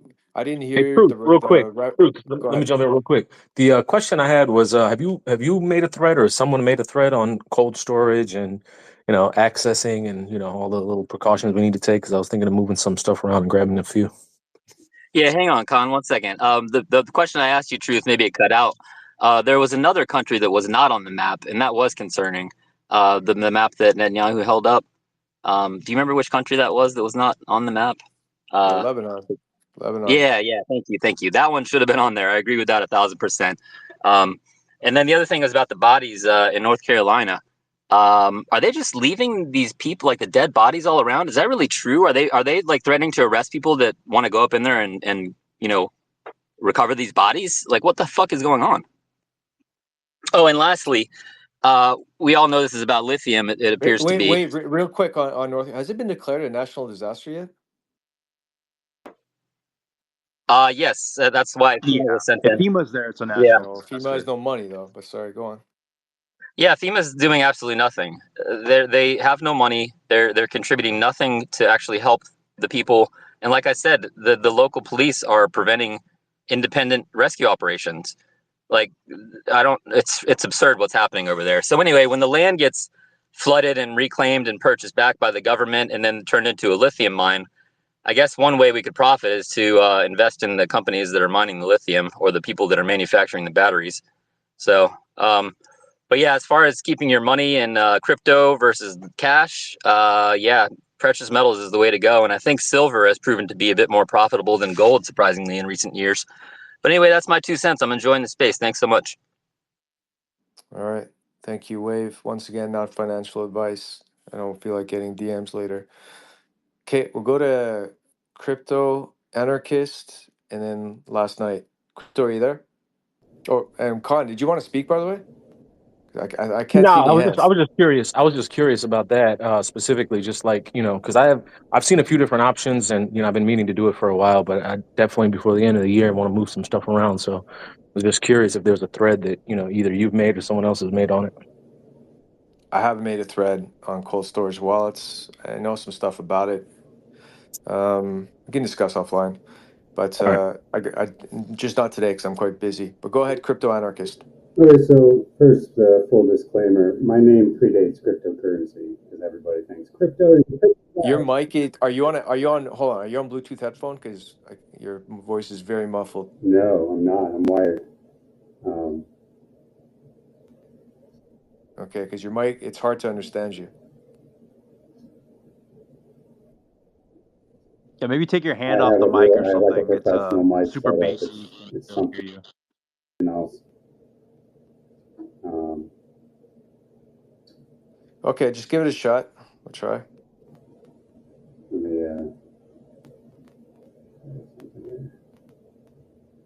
is that any better? More or less the same. Lou, can you hear him? That's it. I'll try to make it out. Is that Maybe bad? I'll repeat it if I have to. Okay. Anyways, my name predates the crypto. There's like an echo and it's muffled, so there's two bad things there. I don't know how else I can. Jews are trying to block me. Oh, there we go. It's a little bit At better any now. rate, all I'm saying is that Crypto Anarchist, the name actually came from way before cryptocurrency. I read an essay by a guy named Timothy May. I don't agree with that guy with about everything either, but the idea was that with cryptographic proofs, we'd be able to replace a function of government, which is to verify identity so that you can actually match somebody with, their credit history or how much money they have, whatever, that we'd be able to replace this function of the government with cryptographic proofs, and that we wouldn't have to have this centralized authority that we have to keep track of that because it's being abused. So that was the basic of that. And that applies to money as well. And that's why I have probably a more storied history with changing currency in the United States than anybody in this room. I started off as a RCO for the Liberty Dollar back in 2007 and 2008. I think I'm still listed on their website as the RCO for Denver. But at any rate, that was the first attempt at basically trying to get people to use silver coins and pass them around and get back to money. And we were working on that with another project called the American Open Currency Standard, which you might have heard of as well, where we were basically minting coins for all these different groups and trying to get them on the same standard. And my task was mainly to build an economy around it of businesses that actually accepted silver coins at a face value. It would even make it better so that there's an incentive for it. You're actually getting things at a bit of a discount, and then the companies are getting paid in gold and silver. The problem, of course, that we were having was like buying things from people across the country, and so Bitcoin filled a big hole in that. With now we had some way of exchanging value over the internet.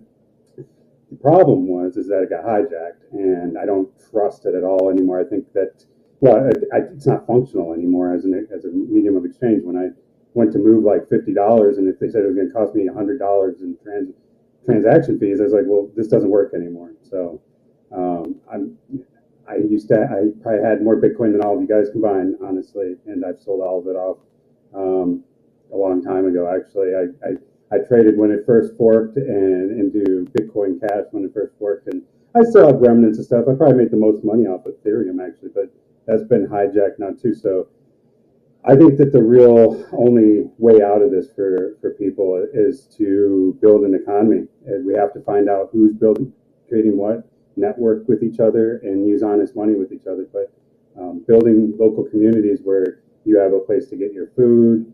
In terms of where you do have to spend Federal Reserve notes, I think it would behoove people to understand what these things even are, because I can guarantee that most of you don't, even the experts can't explain what the fuck these things are backed by. What are they backed by? What's the actual security backing Federal Reserve? You'll have a debate over it, and if you guys rock its theory and all this, it's a thing of debate. Well, we shouldn't be debating where our fucking money comes from. It's real simple with gold and silver. It has value because somebody had to find it, dig it out of the ground. It's a merit-based system. It's based on actual substance and shit people have, where like we're in like typical Jew fashion. It's completely upside down. It's like based on obligations. They say, okay, well, somebody owes somebody money, so that means this was worth something, and now we can use this as paper, even though there's never going to be a payment. It's like a promise to pay that's never paid because we don't have a currency that we can even pay the obligations with. So given that, until they have gold back into circulation, one of the things everybody in this room has to understand, we're all the creditors. The American people are the creditors because they took all the gold out of circulation. So if we're the only people that can pay into the system, how are we the debtors? They don't have anything. So we have to be able to learn how to use a secured party process to get ourselves out of this fucking bullshit Federal Reserve system and hold their feet to the fire as how this even fucking works in the first place, because it doesn't make any sense to me. So basically they're saying I can put a bond against my labor using my birth certificate. Why can't I print out money? They can print out money based on my labor. I can't print out money based on my labor. What's the fucking difference? So I think that we should be able to do the same thing. I think if you get into the secured party process, that's what people are saying. They're saying, hey, offset my debt with my own bond that you guys are using to back the national debt. Boom. And then you get all kinds of bullshit. And what they really do when you actually do this process is they just ignore you. So whether you get on a do not detain list and all that stuff, I don't know. But if anybody wants to know more about that, I mean, feel free to sign up to my community. I have a space that I created, the American Nationals, because we don't have to completely dissolve or fight the system. You just have to, like Etienne Laboutier, you just have to Stop holding up the tyrant. Stop falling into their bullshit. Stop signing their documents, mostly, because when you sign your name, you're signing away a right. That's what it's for. It's to give, you're giving someone permission to do something that they normally wouldn't. That's what you're signing your name for. When you sign for Social Security and all this other bullshit, you're giving away rights. So stop doing that. Stop dealing with these people. Don't get marriage licenses and shit like that. The more you live like, I mean, honestly, the Amish are the ones that have it right. And the more we start trying to live is natural and outside of all their bullshit ideas, the easier life becomes. It's hard at first. I stopped using a Social Security number over 10 years ago, and it's a big pain in the ass to do everything through an LLC. I can't go in places. I get turned away at bars, all kinds of shit. But I also don't have to deal with courts. I haven't had to deal with courts. I've been pulled over 3 times and never been arrested. So I actually have a video up on YouTube where I arrest a bunch of cops. Told them they were all under arrest. They didn't do shit. They just stood around, and you know what their lieutenant says? Oh, we're not talking anymore. He told all his dudes not to say anything. They shut the fuck up because they knew that anything they said was going to be used against them. So, and teach you guys about this stuff, because like this is what people need to do, is to start putting these people back in their place as public servants. Fuck these Jews. Tell them that we're not gonna play their bullshit game. Stop getting into things that cause these problems in the first place. That's it. That's my rant. Yo, I just realized if we have a kinetic war and if there's an apocalypse and we are hearing these spaces on the radio, I think it's going to sound like this.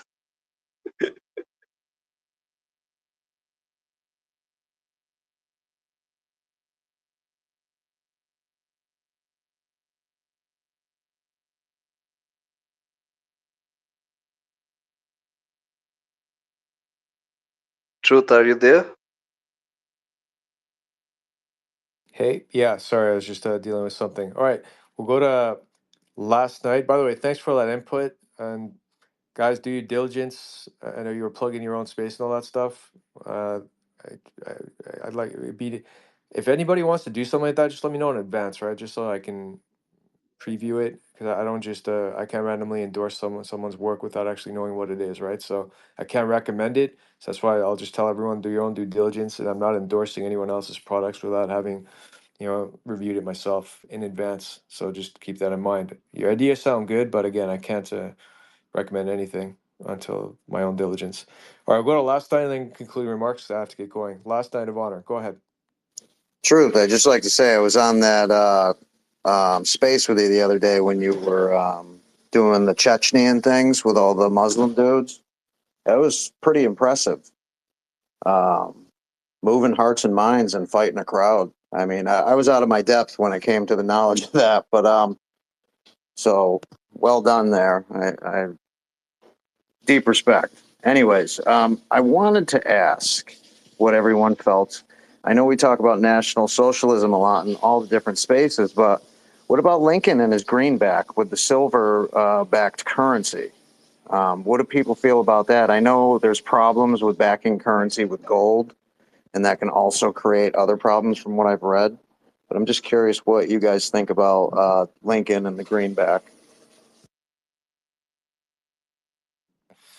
So Lincoln and the greenback, I mean, that's one of the reasons why they killed him, besides liberating the slaves, which was a centuries, multi-centuries long, primarily Jewish dominated industry, along with usury, of course.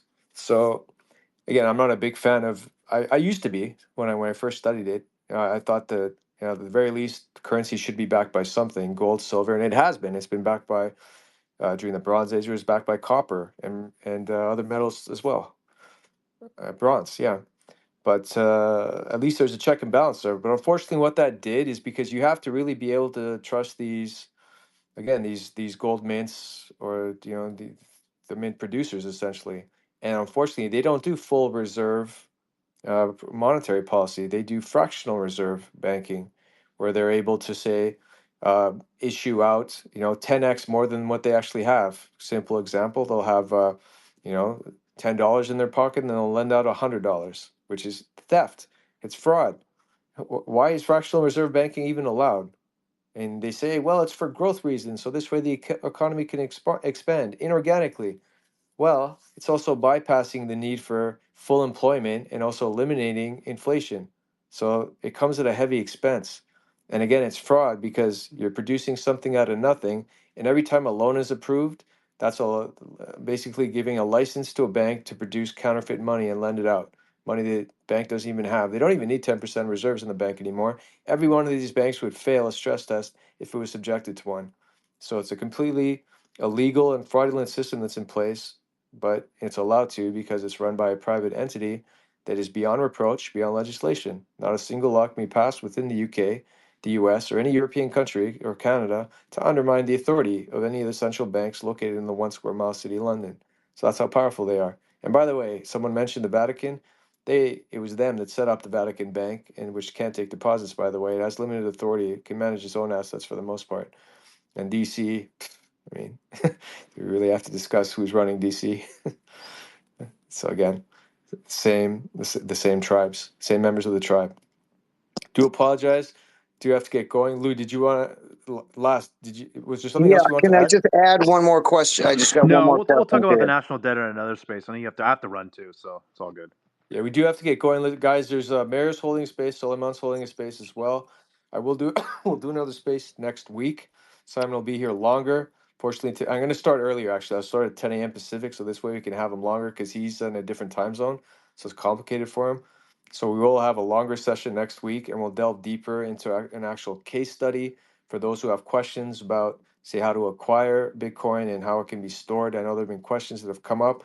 So we will answer those questions then. I do recommend you guys also check out, at the very least, the second part that we did, which discusses Bitcoin at length and its blockchain system, which is backed by proof of work and essentially backed by energy. So you can get a better understanding how decentralized finance works and to see, again, do your own due diligence, that it is a viable system that could serve as an alternative at the very least to not just the current system, but ideally a zero interest, zero debt, labor-backed system. But in the meantime, I want to wish everybody well. Have a great weekend. God bless. Lou, did you want to add anything? No, we're all good, man. Thanks. See you guys. Thank you again, everybody. Truth. Before you go, so the Greenback also used reserve fractal banking? Yes. Oh, that's disappointing. Thanks for the space, Truth. Thank you, Truth. I appreciate They were doing it. it although many centuries ago. It's not new. Okay, guys, I do have to go. Have a great day.